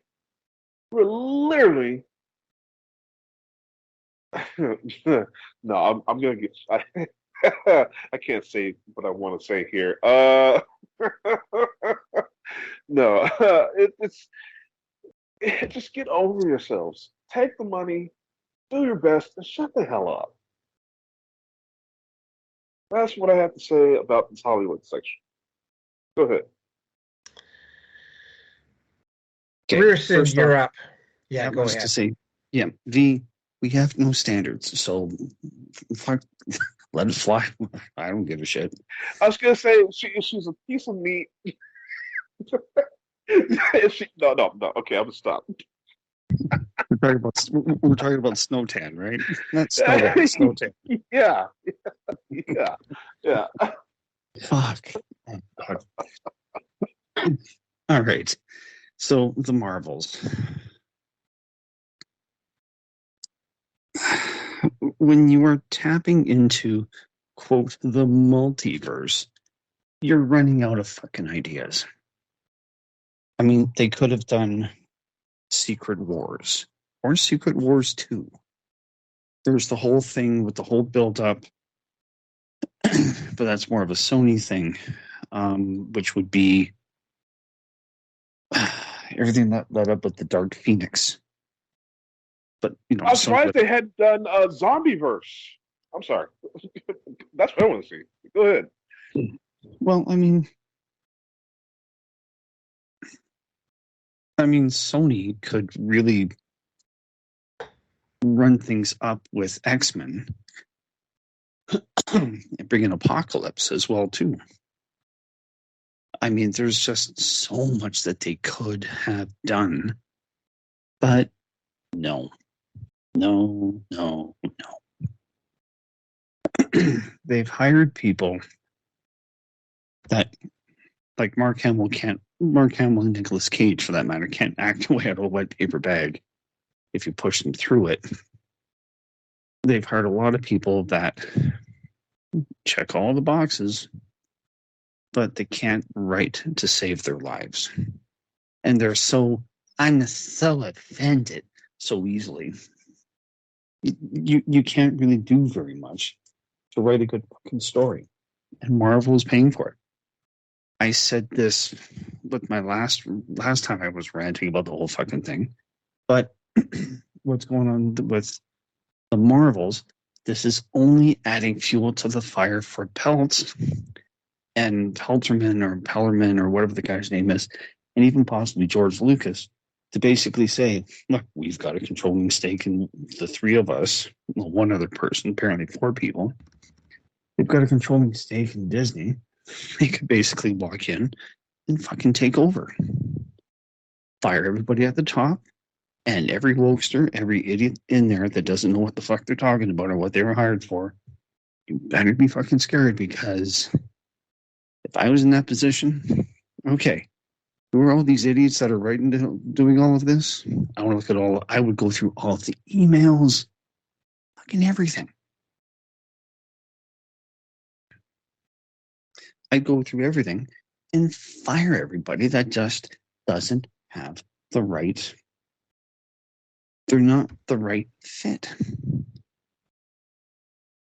I mean, up here in Canada, would you hire Paul Bernardo or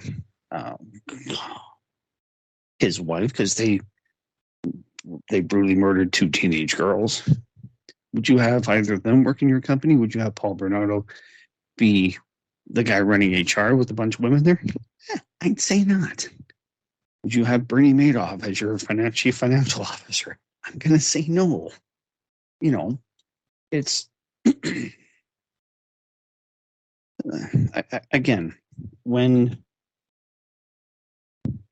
BlackRock has basically said, yeah, the social engineering thing isn't working, and they're backing away, at least publicly, it's going to take.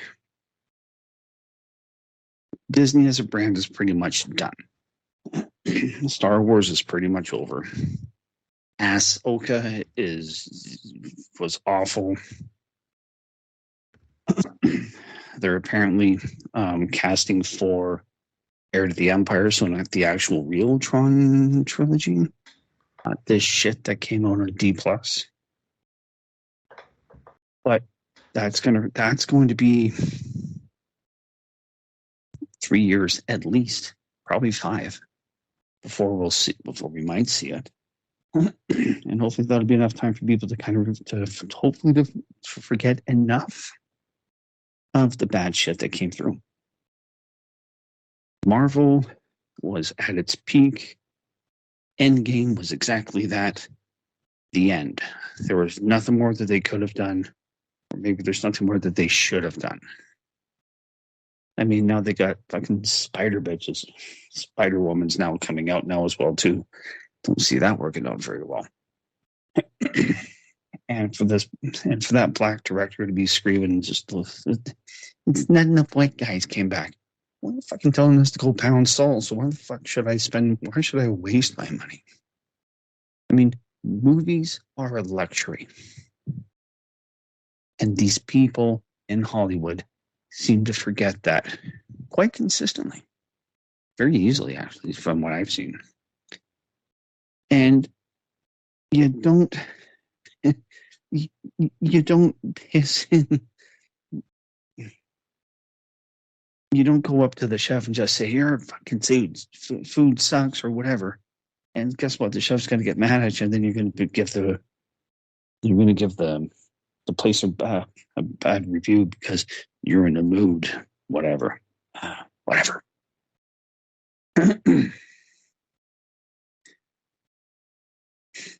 Zegler, if the woman just kept her fucking mouth shut, did not come across as being, let's be honest, more insufferable to work with, and I imagine she was, than Brie Larson. And Larson was awful. Zegler, oh boy. Well, whatever. That's right, ladies and gentlemen. On this show, we believe that women are to be seen and not heard.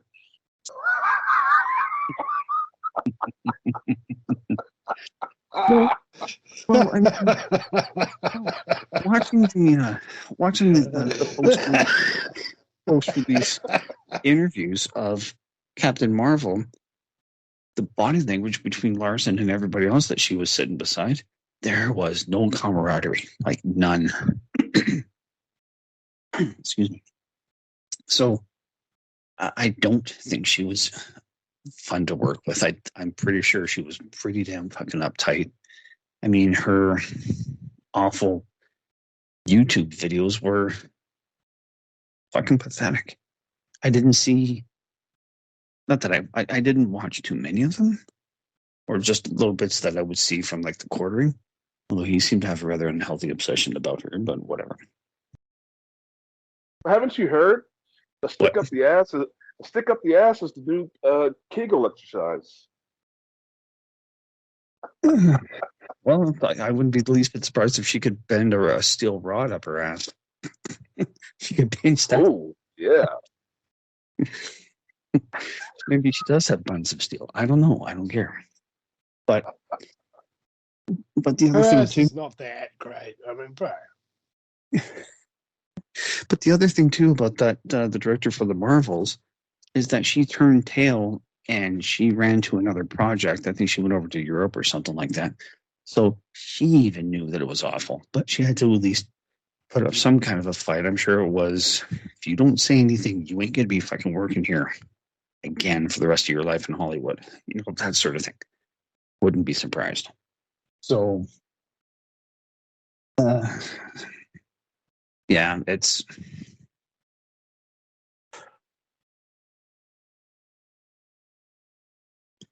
The definition of insanity in Hollywood is exactly what we're seeing right now. They're doing the same thing over and over and over again, and they're expecting different results.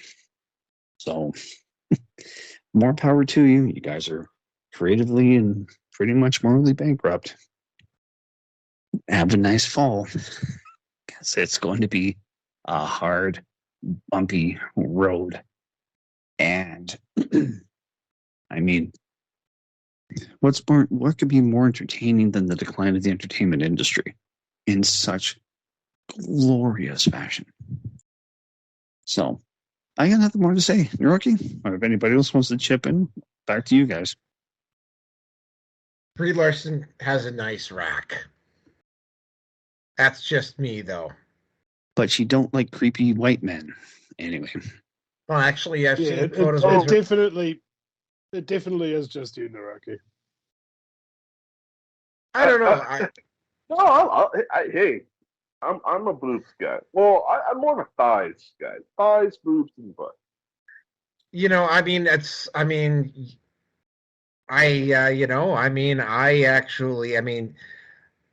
I actually like Brie Larson's physical appearance. I do. I mean, she Yeah, maybe a little bit on the, but I mean, it's sort of like, well, how can you like that? Well, I mean, I've seen the women that V likes, and it's like there's no way you'd even get me to go anywhere near most of the women that V likes. So hey, to it's each not his because you own. got a cute face. You just can't handle so much woman. If you say so. Yeah. So I mean, just because, and by the way, just because I happen to like, how Brie Larson looks, doesn't necessarily mean that I like her as a person. She's a There good are vibe. lots. She's on a scale from 1 to 10, I'd give her about and this is just me. I'd give her about a solid 7. That's me, right? Um, Keep in mind the results are going to vary. Like some people maybe find her a little bit skinny or whatever, but yeah, I mean, from a physical appearances look, I actually like I like Brie Larson's physical appearance. I always have. Um, but I mean, again, just because I like how she looks doesn't necessarily mean that I like her as a person, right? There's a few women that fall into that category. Miss 2016, who I've mentioned a few times on this show, tops that list. Although again, right, there's people who might not necessarily agree with my opinion about Miss 2016. So there you go. As far as the other stuff is Don't you mean 2023?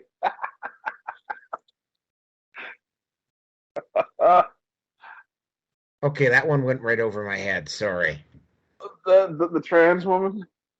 Oh my God, no. Sorry, go ahead. So yeah. No standards, folks. No standards.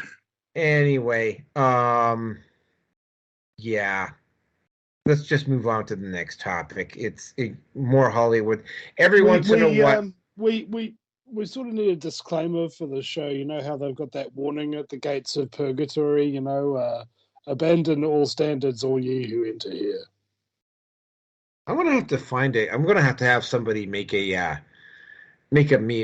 short little make a short little cartoon or video about that and have that as my opener and find some decent music. That'll be my new opener, I think. Yep. Here at Red Pale Nation Hangout. Abandon all standards, all ye who enter. Okay, so the next topic is the hell?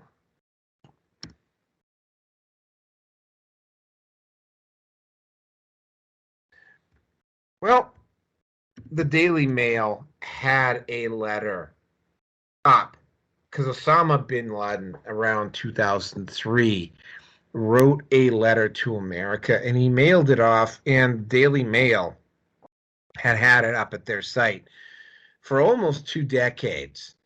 Now, what ended up happening this week is that somebody found it on the Daily Mail site and started and it went this letter. Somebody had it, and by the way, the Reddit post was actually was actually found.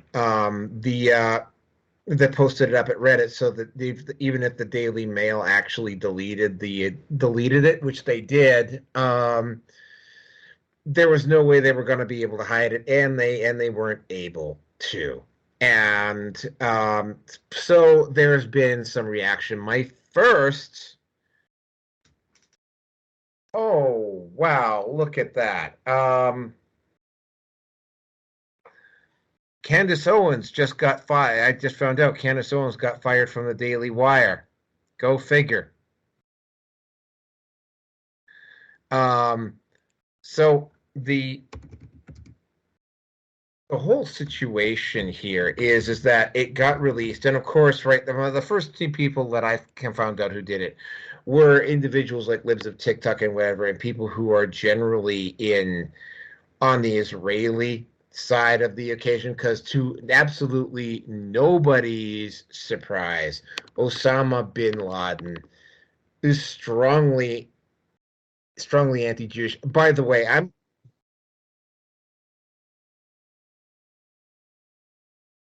so the whole thing, I got to point out, by the way, just in case somebody tries to twist this around, by no means do I support or like what Osama bin Laden did. He is a psychopath and a mutually destructive trust fund baby.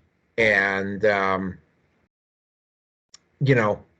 he got exactly what he deserved when he got those bullets at Abbottabad, right?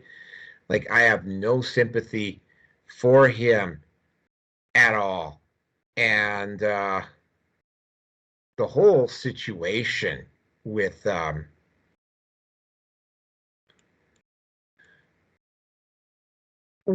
this is that, I mean, what happened though is that when people started taking a look at it, what ended up happening is that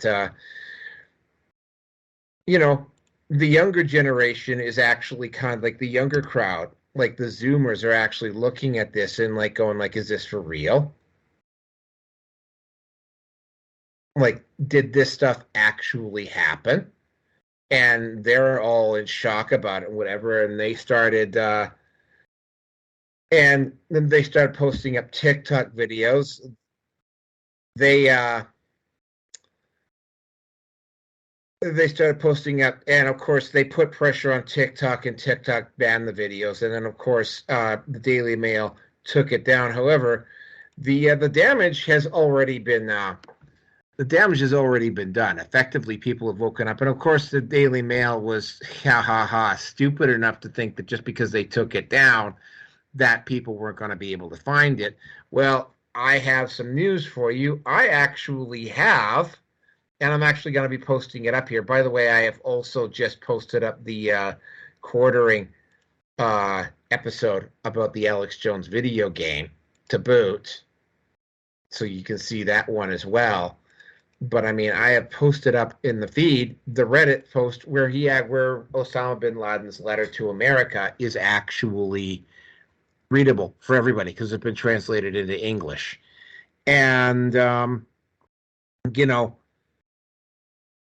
once again, the mainstream media just keeps trying to bury stuff, and it just keeps failing.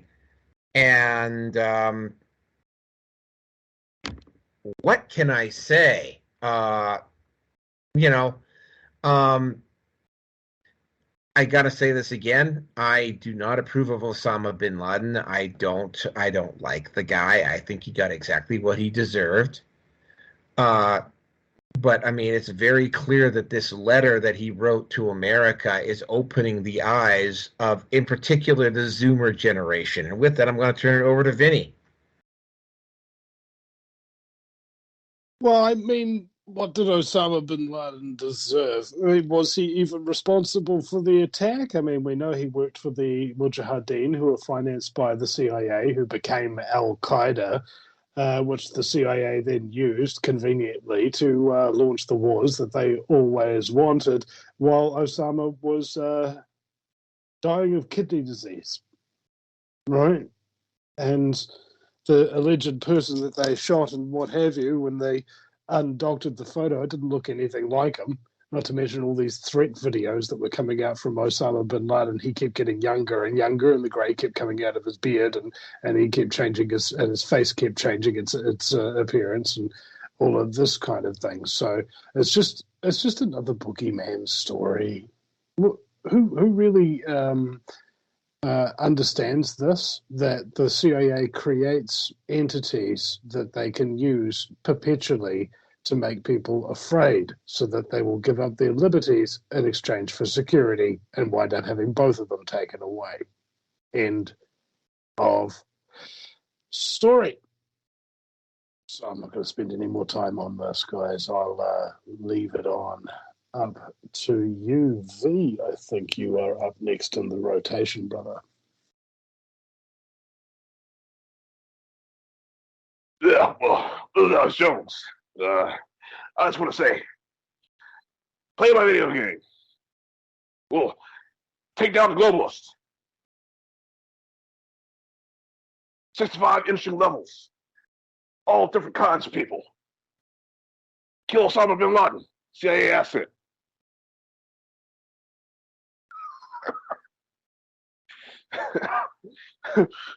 Go after the Bidens. And a special level called Prove Sandy Hook Wrong.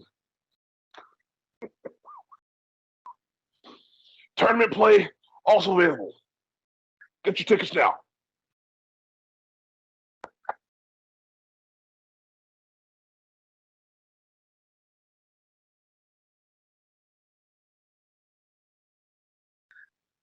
No, Is that it? just asking.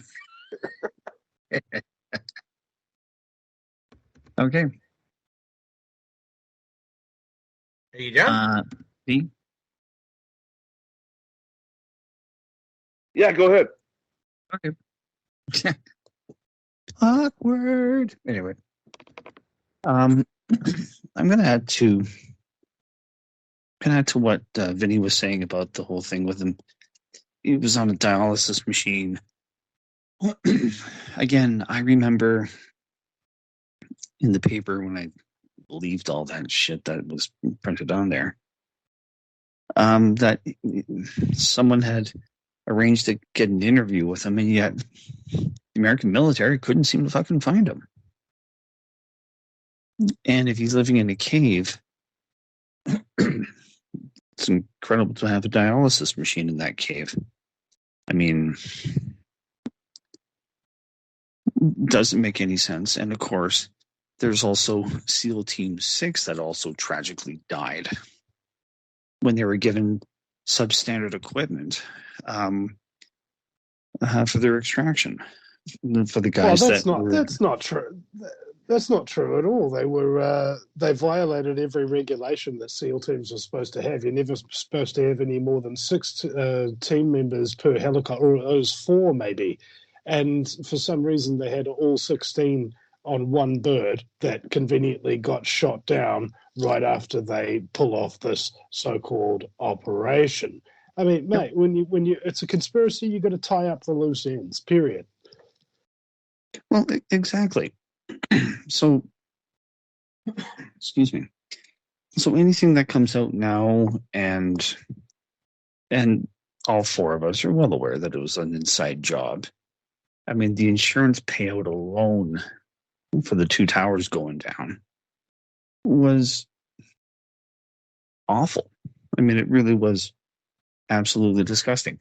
I mean, it's right on par with, Epstein not killing himself. It just, there were too many coinkydinks for it to be anything but suspicious, to say the least. I mean, I remember that day well enough. The spouse was actually supposed to go back to Japan on that day, and she rescheduled her flight a couple of weeks before. So, I mean, did she know it was going to happen? No, but it was one thing she didn't have to worry about. But, I mean, I remember the whole Patriot Act that came out, which was pretty damn fast afterwards. And although I was highly suspicious of that, anyway, whatever. Maybe there is hope for the current generation of kids that are starting to ask questions about what the hell is really going on. So I don't honestly know any more about this story than what Naroki's already presented. So I got nothing more to say except I love being a conspiracy theorist. I mean, a spoiler alert, because we already kind of know how things are going to end. But just waiting for everybody else to wake up, and it's almost kind of sick. My case of Schadenfreude. So I'll leave it at that. Moving on.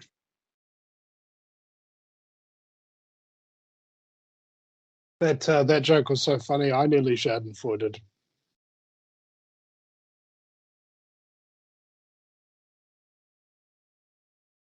Okay, rookie. Rookies. I need a drum and snare. There we go. I'll tell you what's tighter than a snare drum. All right. So this one just came in. Yeah, Candace Owens did get fired over this.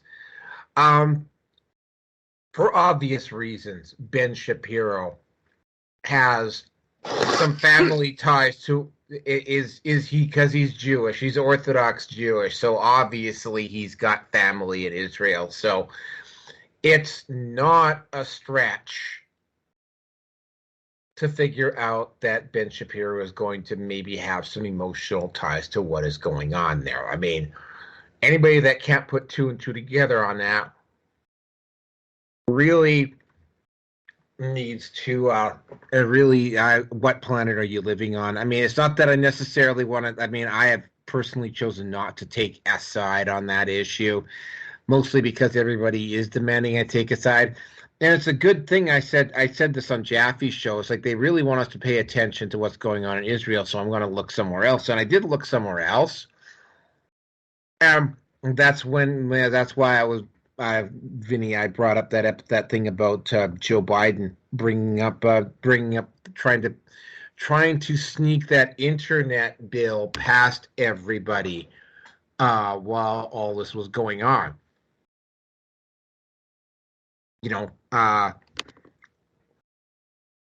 So Candace Owens, a person who is not maybe a bit of a, because Candace Owens, and a lot of people seem to forget this about Candace Owens. Candace Owens started out as somebody on the left who came out with this program called Social Autopsy, which at the time would have enabled the left to really ramp up their cancel culture if it had actually taken place.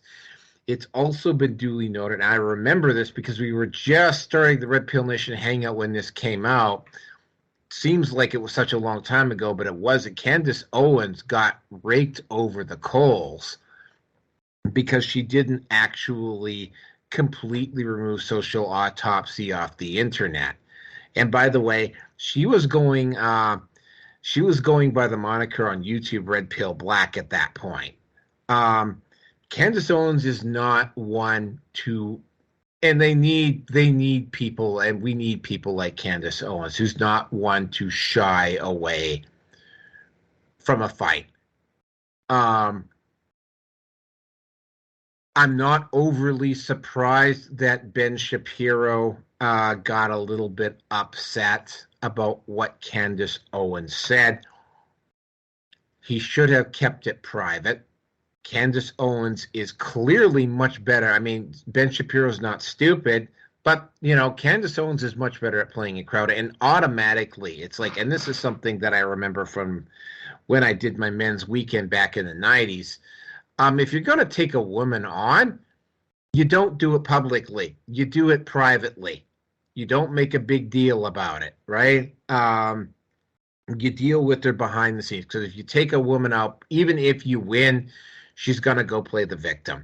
Well, Candace Owens didn't have to play the victim here because Ben Shapiro managed to stick his foot in his mouth. And the Daily Wire is Ben Shapiro's baby. So to nobody's surprise, Candace Owens is now no longer associated with the Daily Wire.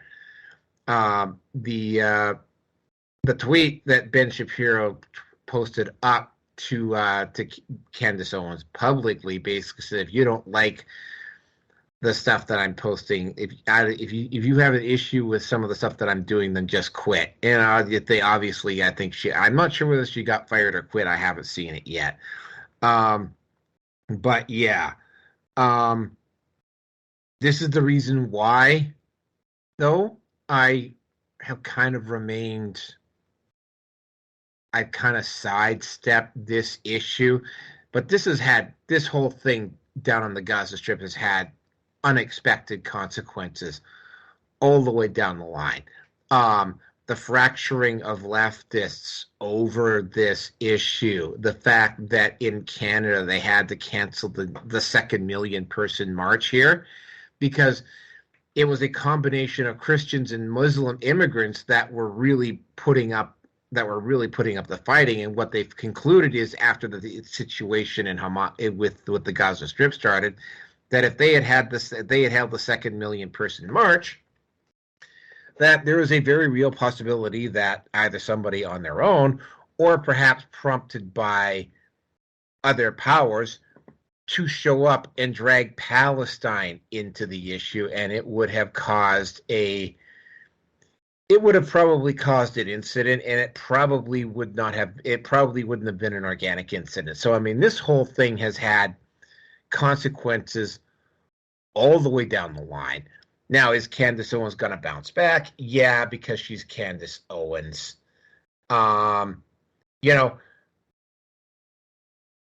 From my perspective, Candace Owens is probably one of the few women on the right that has really legitimately given the manosphere a fair shake, or at least an unbiased shake, which is more than I could say for Lauren Shen or Sydney Watson. Well, actually, Shoe on Head is a classical liberal, but Shoe on Head. But I mean, a lot of the other women on the right have not really given the manosphere a fair shake. Candace Owens is one of the few that has.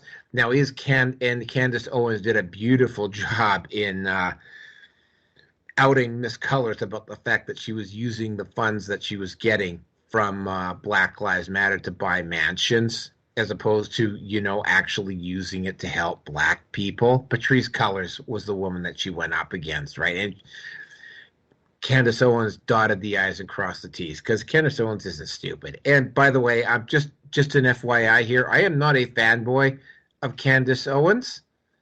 I have not agreed with everything that Candace Owens has said. But I mean, Candace Owens did hand Ben Shapiro his ass. And the reason why she was able to hand Ben Shapiro his ass is because Ben Shapiro, under the current circumstances, has been having apparently some difficulty in staying objective, probably because he's got some emotional ties to the. Actually, it's not probably. It is because he has emotional ties and relatives in Israel that are directly in the line of fire. There's a possibility, however remote, that maybe even one of his relatives was among the people killed on the first day.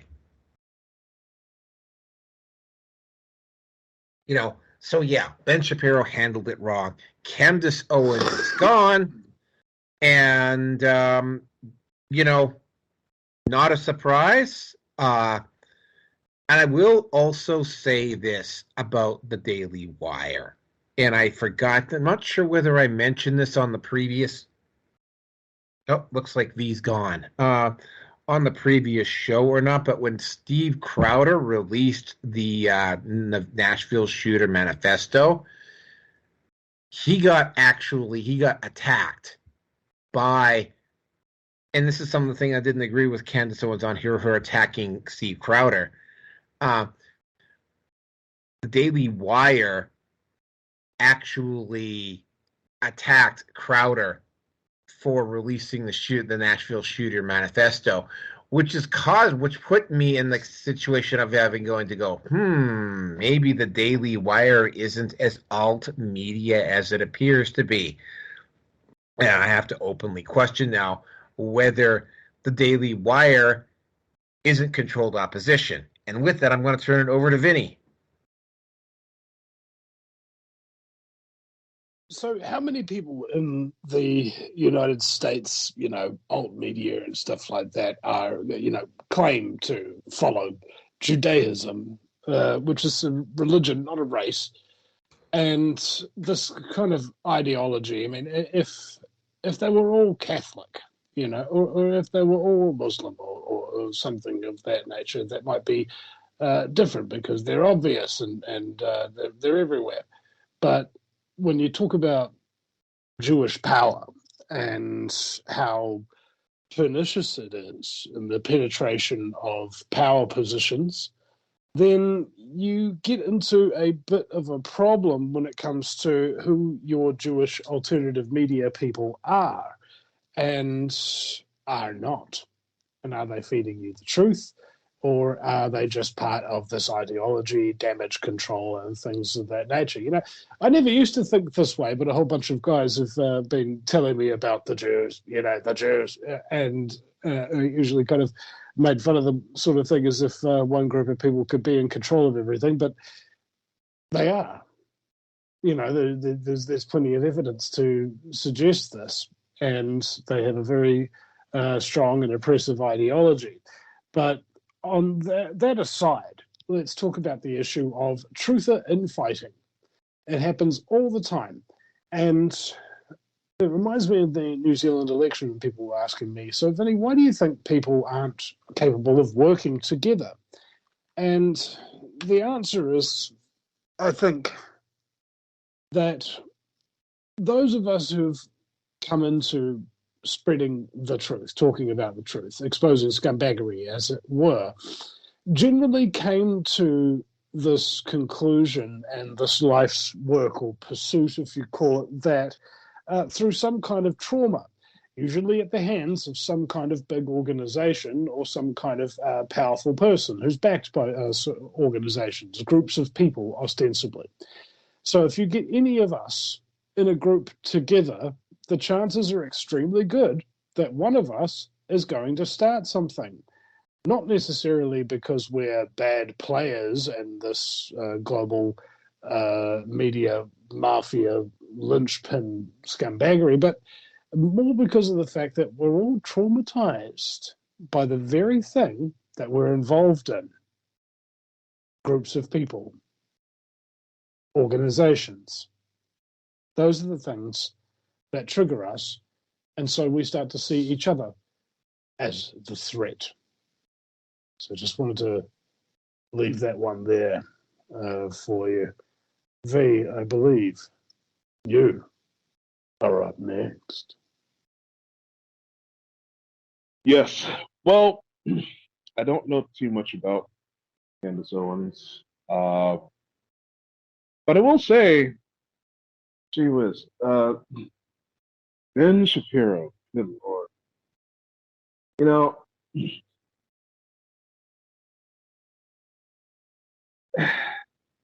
He's one of these, what I call common sense professors. It's sort of like Matt Walsh and Jordan Peterson.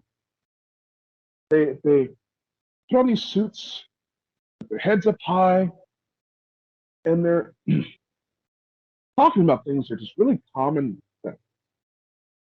Common sense.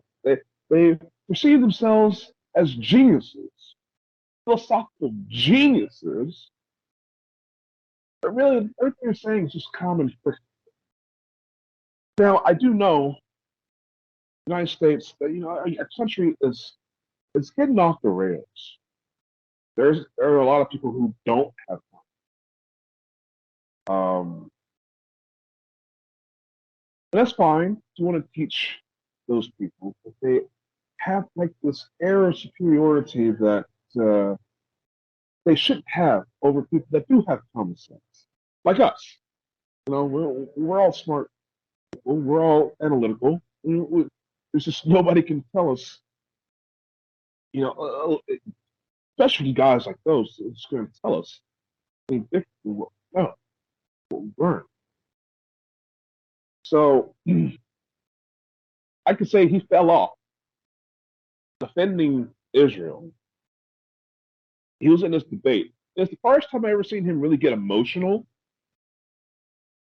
And he said the stupidest thing that the person he was debating basically said, I'm going to paraphrase and summarize, because of course, I'm not going to said verbatim. But his opponent was basically saying, well, why can't Israel stop? Why can't they, live in harmony with everybody? And Ben, excuse me, Ben, just lashed out and said, "Oh yeah, how's that gonna work? Yeah, how's that work in the world? Yeah, good luck with that." It was like, this is supposed to be a man of reason, and he basically just, in a roundabout way, said he was pro genocide of everybody around Israel. And this is supposed to be a philosopher, a great man, a teacher of our age, but he went emotional, and he said the dumbest thing that I've heard.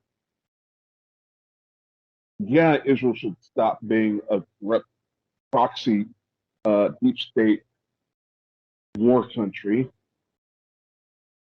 doing genocide. Of course, they should stop.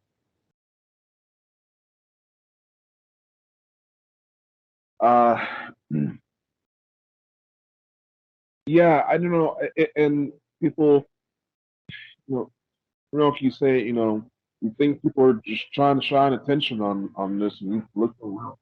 I mean, you can say that just about with anything. There's so much stuff going on. It doesn't matter what you're looking at. You're going to feel overwhelmed by the end of the day. You're going to feel overwhelmed with something, and I think that's the point. You're going to feel overwhelmed and helpless.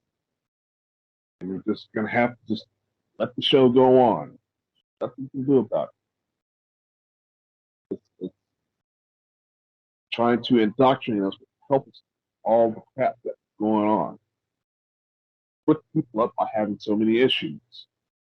You have divided and conquered. Yeah, we should be paying attention to everything.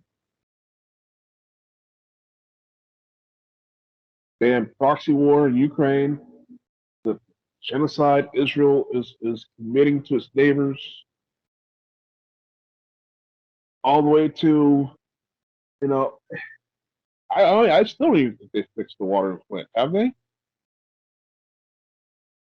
I mean, these are all issues, but if you pay attention to all the issues, it's pretty easy to narrow down who's responsible for all the issues. And that, of course, is your federal government. So instead of looking at the effects, no, it's the aliens. The aliens are doing it. The reptilian presence. I'm not saying it was aliens, but it was aliens. Of course, they're running the federal government, so de facto, it's the aliens. Stay away from my ass. Anyway.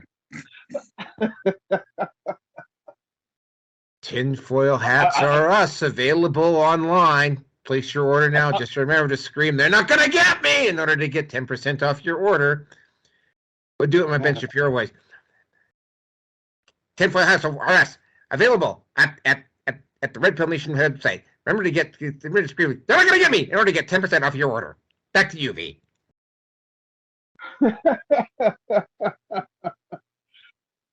Well, of course, I'm a globalist.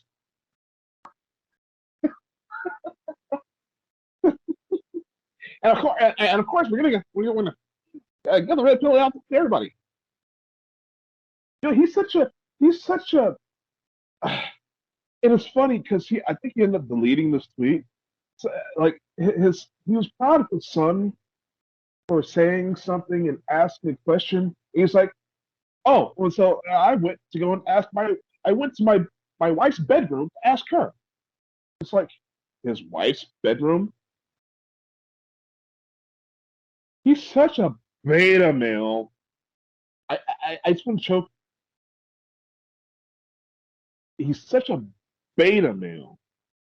And of course, he's being propped up because he is a beta male.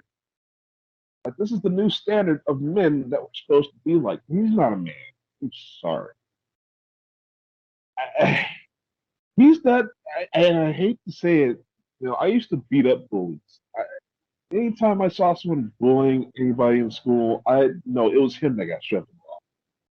But there are guys, weak, whining, mishy, annoying the hell out of anybody back to.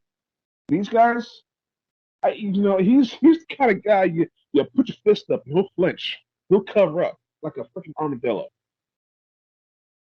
Sorry, that's not who I want to look up to. That's not what my children should do. It's not. I'm starting to come up anti-Semitic here. That's not the.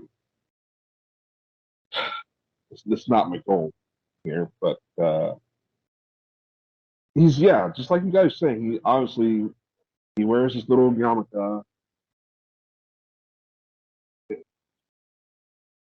It's just you can have pride for your people, but when they're just clearly doing wrong, I mean, how is he any different than someone, a leader from the SS? I mean, what I'm seeing right now is the Fourth Reich in this world. Except for it's not Germans, it's the who. But it makes it okay. Because it's not. Yeah, we will eat the bugs, and be happy, yeah?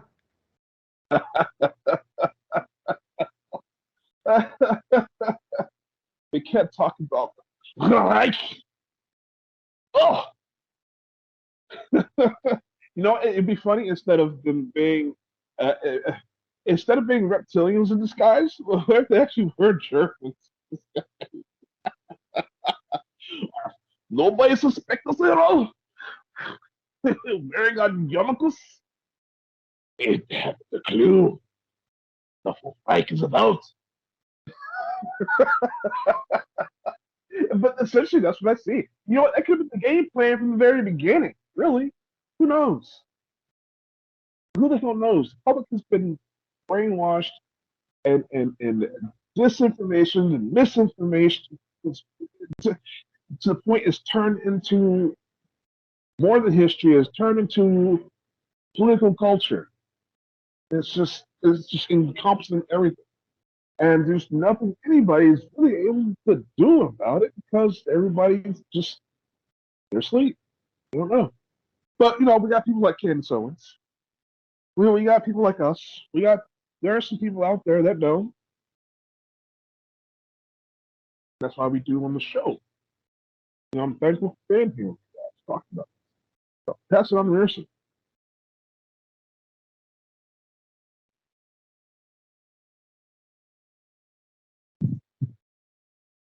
I don't even know where to start with this one. These are two people that I have Every bite you take, every single lunch with a crispy crunch, you will eat that box. The Great Ear Set, Volume 14. Get yours now. Right. Can you at least warn me before you're going to do something like that, my friend? Okay. I got to mute my mic before I was going to announce that. That was just. It wouldn't be. It wouldn't be as funny if he'd given you a warning. Let's face it. But anyway, let's continue. Go ahead, Mason. Okay. All right. So Candace Owens, I've got mixed feelings towards her. Again, Naroki and Nihilist and myself, we have discussed her at length before a long enough time ago. A very opportunistic woman. I mean, she's entitled to her opinions, and recently enough, as it was mentioned, of what she said or didn't say to Crowder, doesn't sit well with me. Ben Shapiro, smart guy. He's quite happy to hide behind the law. But for me, at the end of the day, he's a fucking weaselly rat. He really is. I don't feel that integrity is in his vocabulary. It is, well, he'll fight, but really only when it's really for Israel, and he puts on this front for, my opinion is, conservatives. I have felt for a while now that he is controlled opposition, just like I think that Alex Jones is controlled opposition. He's been very, take this however you will, but I feel that he's a fake conservative. And he's never been supportive of 45. Never. He never got behind him at all. What are you talking about? The globalists. They made me bankrupt. I'm broke now.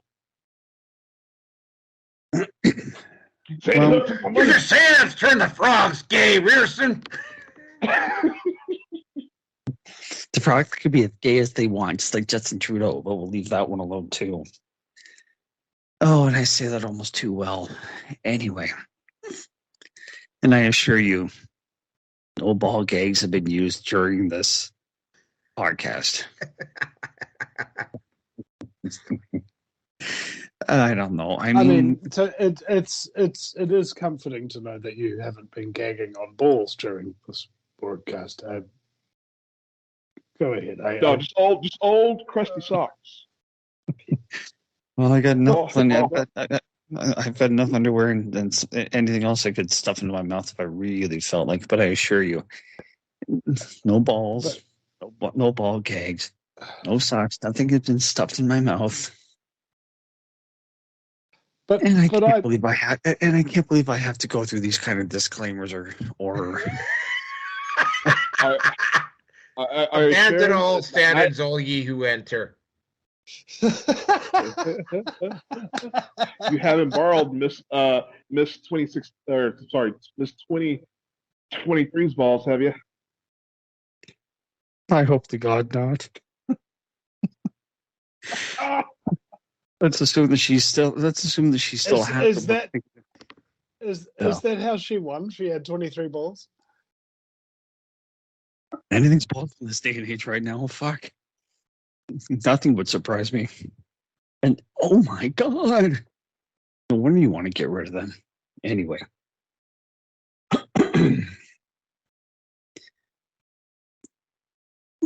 How can I say this? I used to follow Rebel News. Ezra Levant was, and still is, he's an admitted Zionist. So I've lost interest in following anything that he has to say. And at the end of the day, I will call him a media and attention whore. I haven't been on, I completely forgot all about it. Breitbart. Again, like any outlet that is pro-Israel. I'm sorry, but I have no reason to believe anything you have to say. I was only interested in the Daily Wire because of Stephen Crowder. That was it. I don't follow their stuff anymore. I mean, when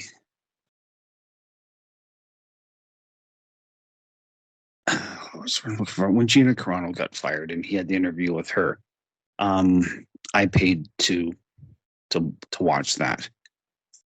That's been it. That's all that I've given any sort of real attention to. I mean, it's bad enough apparently that if you do not sign some sort of declaration that you're going to be supportive of Israel when you go into Congress or to the U.S. Senate or into the legislative branch of the U.S. government, your life can be rather difficult, I'm sure, and things can get rather complicated. So I'm sorry, but at what point if that's not process of interference within your country's governance, I don't know what is. And I'm pretty sure that they have this extended to a shitload of wealthy countries. So I have to wonder what's really behind that facade of Ben Shapiro, that he was never supportive of Trump. And that's fine if you're not, but it's kind of questionable. It's very questionable. So this to-do between him and Owens, another distraction that I'm not going to pay any attention to. I don't trust her. I sure as fuck don't trust him. And as far as I'm concerned, the two of them are perfect for each other because they're incredibly opportunistic. So for me, it's a case of butt fucking whatever. So, Rookie, I'm done on this one. First came Pac-Man, Donkey Kong, and Super Mario Brothers. And now the ultimate retro nostalgia throwback game. I present to the world Alex Jones's New World Order Wars. They're turning the friggin' frogs game. I'll eat your... You Nazi scum. Let's free the Patriots and defeat the globalist tech deals. We are going to defeat the globalists very bigly. This game is mostly peaceful. Woo! What's going on, everyone? Jeremy here from the... Woo! Oh! Yeah. And that concludes that section. I had to throw that in when people started talking about when Rearson started talking about Alex Jones. And now for the last topic, this one was actually kind of added in at the last second. Mostly because I literally found out about it after I posted the topics, and then I clicked. I saw this post from Liberal Hive Mind, and it was like, oh well, we got to include this. So hold on. So as we all know, there was a Philippine ladyboy who obviously has some business savvy, named Jakrajutatip, who owns JKN Global Group, that bought Miss Universe. Now, we actually did cover this on the Red Pill Nation. I am not sure what episode it was, but we said, oh yeah, this is not going to turn out well. Well, guess what? This year's Miss Universe, or I think it's either this year's or next year's Miss Universe, is going to have two transgender candidates at it. All like Miss Italy, Miss USA, whatever. I mean, the Western countries seem perfectly okay to allow trans to run as Miss whatever, right? The problem with Miss Universe is that there's just like the UN and just like the international swimming organizations or weightlifters or cyclists or whatever, the West isn't the majority of the seats on the internationally. So I don't know. It's not clear what exactly happened with Jakrajutatip or JKN Global, but they've gone bankrupt. Now, there's a number of reasons why this could have happened, but let's just say it all together. Get woke, go broke. What probably happened is that the moment Miss Netherlands and another trans won in another country, the third world majority went, no, we're not going to support you anymore, and they have likely, it wouldn't surprise me because I don't watch Miss Universe at all, right? That next year's Miss Universe is only probably going to have maybe about half the candidates that it normally has, because a lot of third world countries are just simply not going to send their national contestant to the Miss Universe pageant. Period. End of story. And,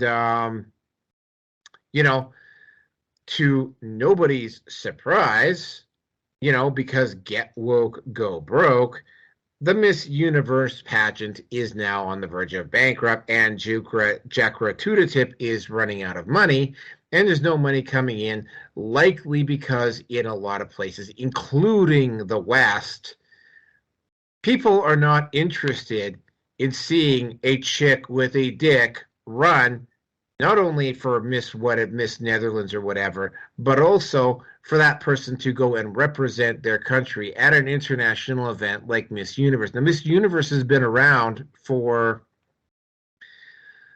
going on almost 70 years now, and they've kind of done this to themselves, right? Again, right? I mean, and while I am certainly no champion of feminism, this isn't about feminism. This is about, again, like women's sports, right? I mean, pageants are competitive events. The women who take part in these events, even to run state, like on a provincial level, like Miss Vancouver, like in Canada, it's done by city, but in the United States, it's done by state. Even to run, say, as a state like Miss Nevada, right? I mean, you have to be.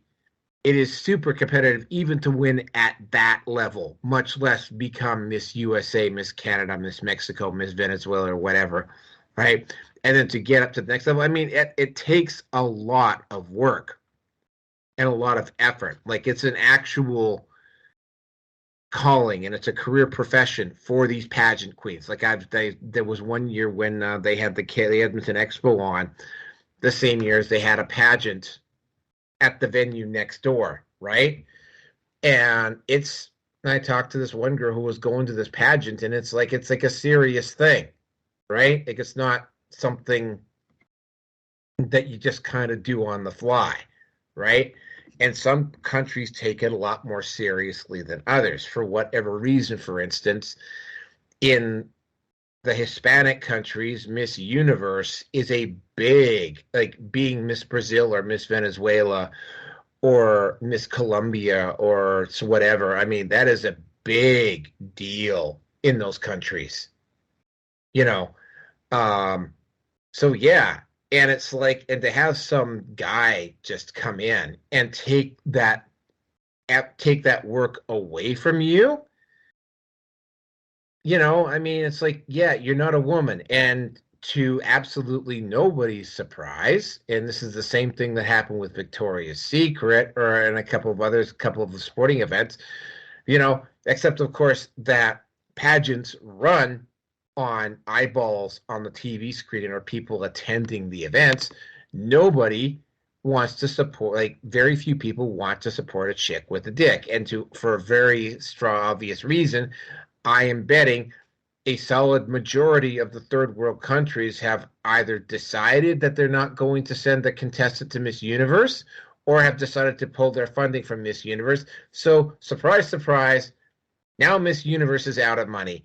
And he's probably going to have to, and it is a he, is going to probably have to sell to somebody else. And they are probably going, and Jakrajutatip was probably allowing this, and the next person that buys it is probably not going to allow those two trans contestants to be able to go to the next Miss Universe, because it's like it's costing them, right? Just like when Victoria's Secret suddenly decided that 300-pound land whales are an attractive figure to try to sell Victoria's Secret. Although Captain Ahab was apparently making a very nice living hanging outside the Victoria's Secret, like harpooning them women that were going in there. But you know what? Oh boy, they get wet. They get wet. Yep, they get sweaty. Yeah. But yeah, Captain Ahab has now had to go back out to sea to capture his whales now, and it's like, yeah, you know what? Well, the only other thing I can say about Miss Universe is get woke, go broke. Vinny.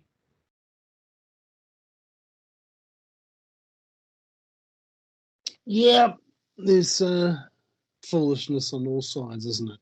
It's when you use your ideology to dictate your life rather than the facts. ah, nah. Yeah. This it's just the same thing over and over again, isn't it? People don't recognize facts because they're mentally ill.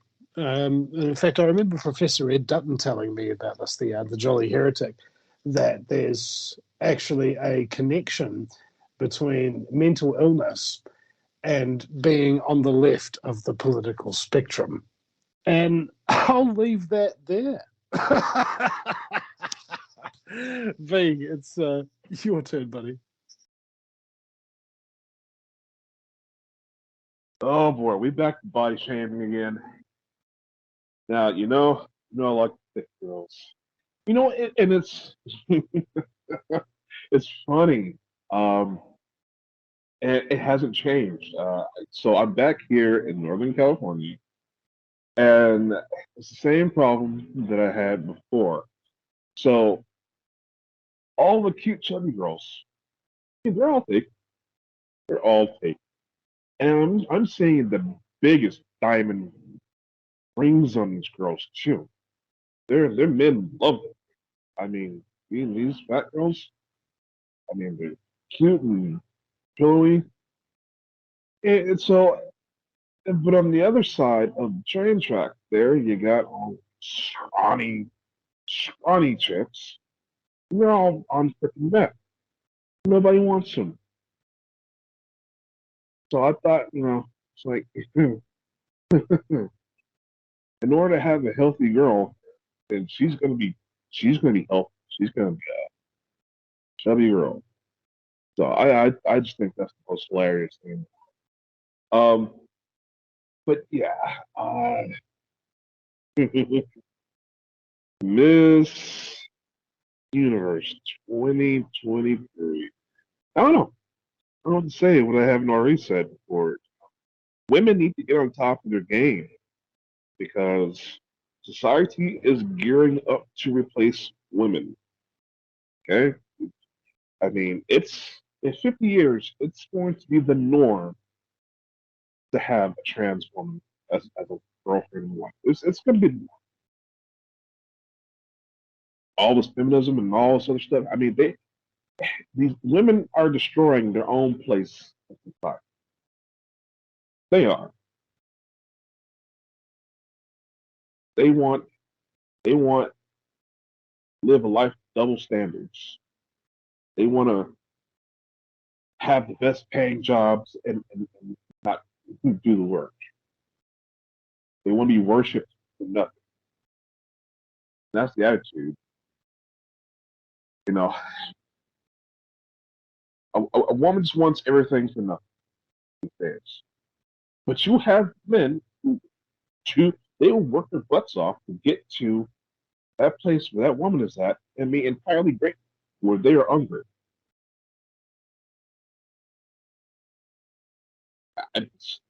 I'm just saying,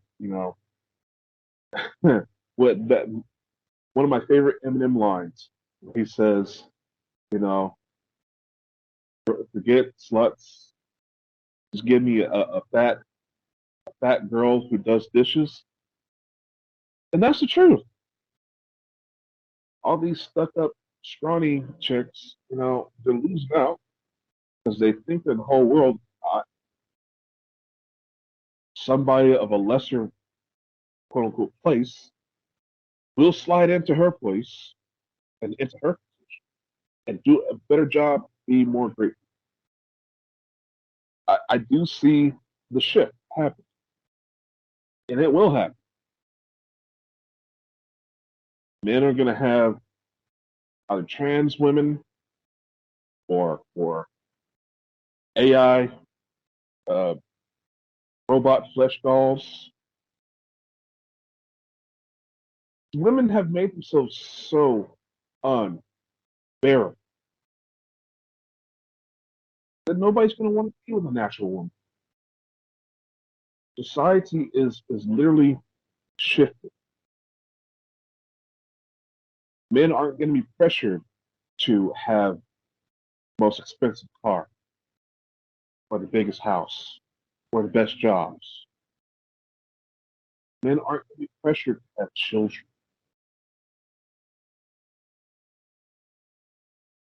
Men aren't going to be pressured to be, have six-pack and groomed like a freaking horse.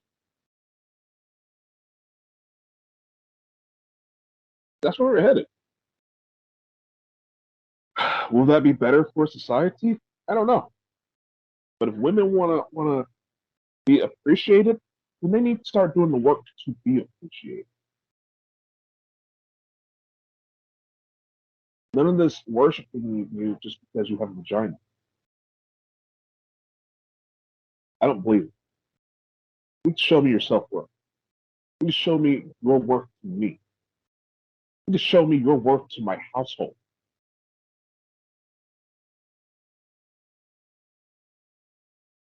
I've had, my dad warned me. He said, do not get yourself a Betty. That was his first wife's name. All she did was sit her fat butt on the couch, popped out 3 kids, didn't take care of, sat her fat butt on the couch, decades, did nothing.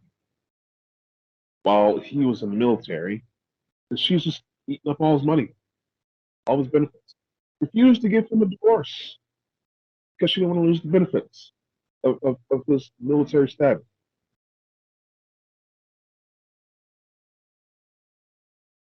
My dad just had to bounce. He just left anyway. Got him a new woman, a better woman, who happened to be my mother. So, I mean, it's these women with sick mentality. And men are going to select other options if other options become available. Yes, you have the conservative pushback against people like Dylan Mulvaney. Yeah, conservatives, yeah, of course, there's going to be pushback. People believe in traditional household. But these traditional households are disappearing. 50% divorce rate? I mean, come on. Family court system screwing every man that goes through it.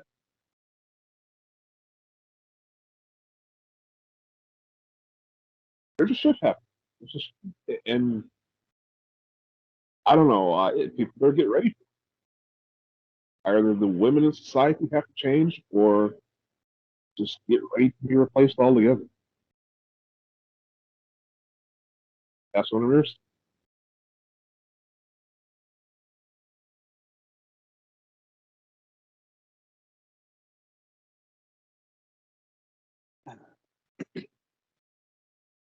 As we commented on Sports Illustrated, Victoria's Secret, Dylan Mulvaney, Bud Light.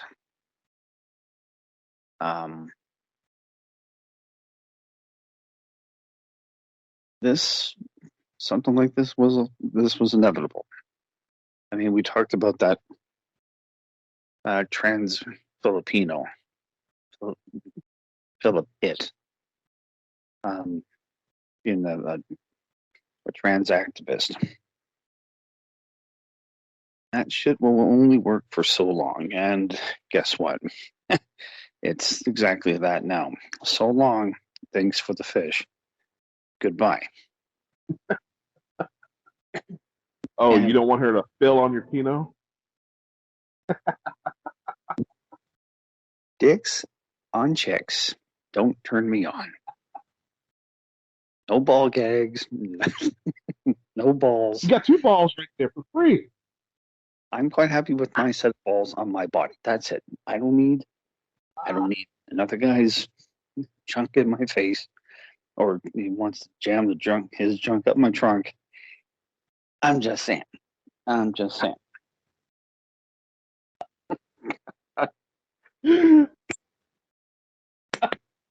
I don't know. I don't know how we can. You got two poles plugged at once. I'm going to ask you this, my friend. Are you sure you want Naroki and I to be on your show? Because it's because it's going to be like this or worse. You never know. Anyway, fuck, whatever. I mean, it would be absolutely hilarious, and I can't see it happening, but it would be hilarious if Trump or someone in his family bought this up and kind of, okay, here we go. We're going back to the traditional. We know it's going to work, and your shit doesn't work. Your shit ain't flying. So I really, really want to be surprised by this, but I'm not.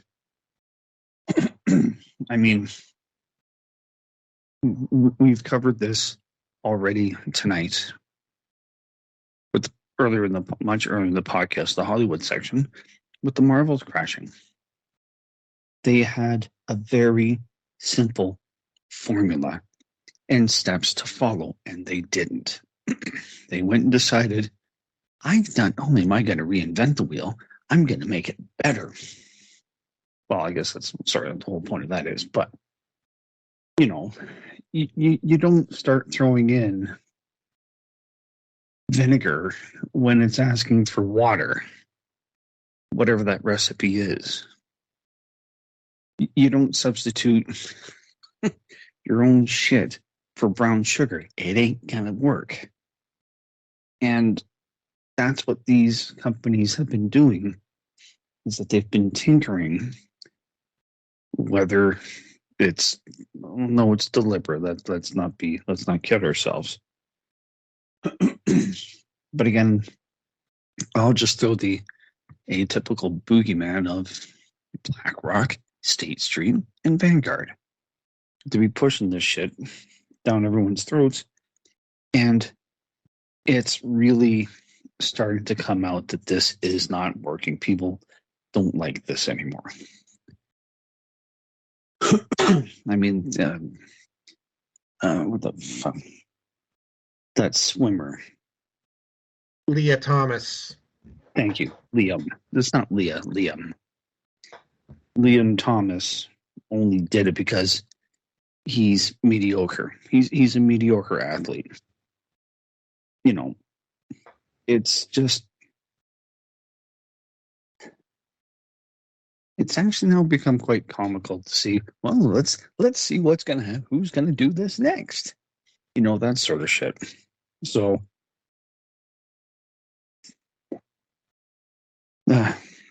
whatever. That's all I have to say is whatever. I got nothing. I really have nothing on this one. I like women, but I prefer natural women. The ones with the XY chromosome, sorry, the XX chromosome. The XYs, I respect them until they chop off the balls. Until they get the implants. And I'm going to go back to my recent little trip out to Seattle. And I would love to ask the two it's. So you do realize that your body is, one, fighting to, if you got rid of the twig and berries, you realize your body is doing its absolute best to seal up that hole that's not supposed to be there. And two, have you looked into what happens to women and having breast implants and the sickness that it gives them? You might want to think twice, and that ain't my fucking problem. You're already mentally deranged, so whatever. But hey, this is what happens. Put a chick in her. Put a chick in and make her gay. Like the fucking the pandering that has just been going on now. So I guess South Park was really starting to wake people up to the pandering that's been going on to this whole fucking thing. So, whatever. I haven't. Again, I cut cable to my place 5 years ago. The wife watches what she needs to on the internet. I'll watch enough stuff on YouTube and whatever else, Rumble sometimes. And that's it. That's as far as it goes. So that pageant, and all pageants for that matter, it's not something that's in my... It's not on my heads-up display. Don't care. It's funny to see that they've gone bankrupt. I'm really surprised. But am I going to... If they turn around and someone actually reinstates and will have beautiful women to watch, will I watch the pageant? Nope. I have no interest at all. So, whatever. So, my friend, I'm going to wrap that up for me, and I'll let you wrap up this this podcast. But can you imagine the day it becomes common, just the hit on a girl? Hey, honey, what you got under the hood?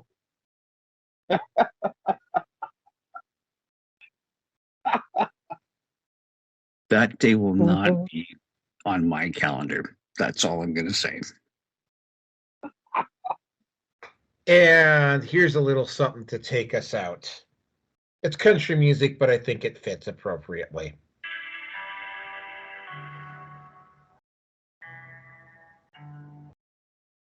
Dear Bud Light, dear CMT, we were happy as can be till you caved and bent the knee. Good luck coming back from that. Just tell us, what were you thinking? Fucking with the can we went drinking. Trade all you want, you're still sinking down. Fuck Bud Light, fuck CMD, yeah, fuck Target and fuck Disney. These hypocritical old liberals know they're never gonna learn. It seems they're calling me stupid, calling me dumb, driving this song to number one. Should've known it by now. Fuck around and find out you took. Go broke. And that is it for tonight. Patreon as Naroki5, subscribe to Store as the Red Pill Nation. I will see you all on either Sunday or Wednesday next week. I say it's probably better than 50% that I'm actually dispatched out of town at that point. But thank you all for showing up tonight.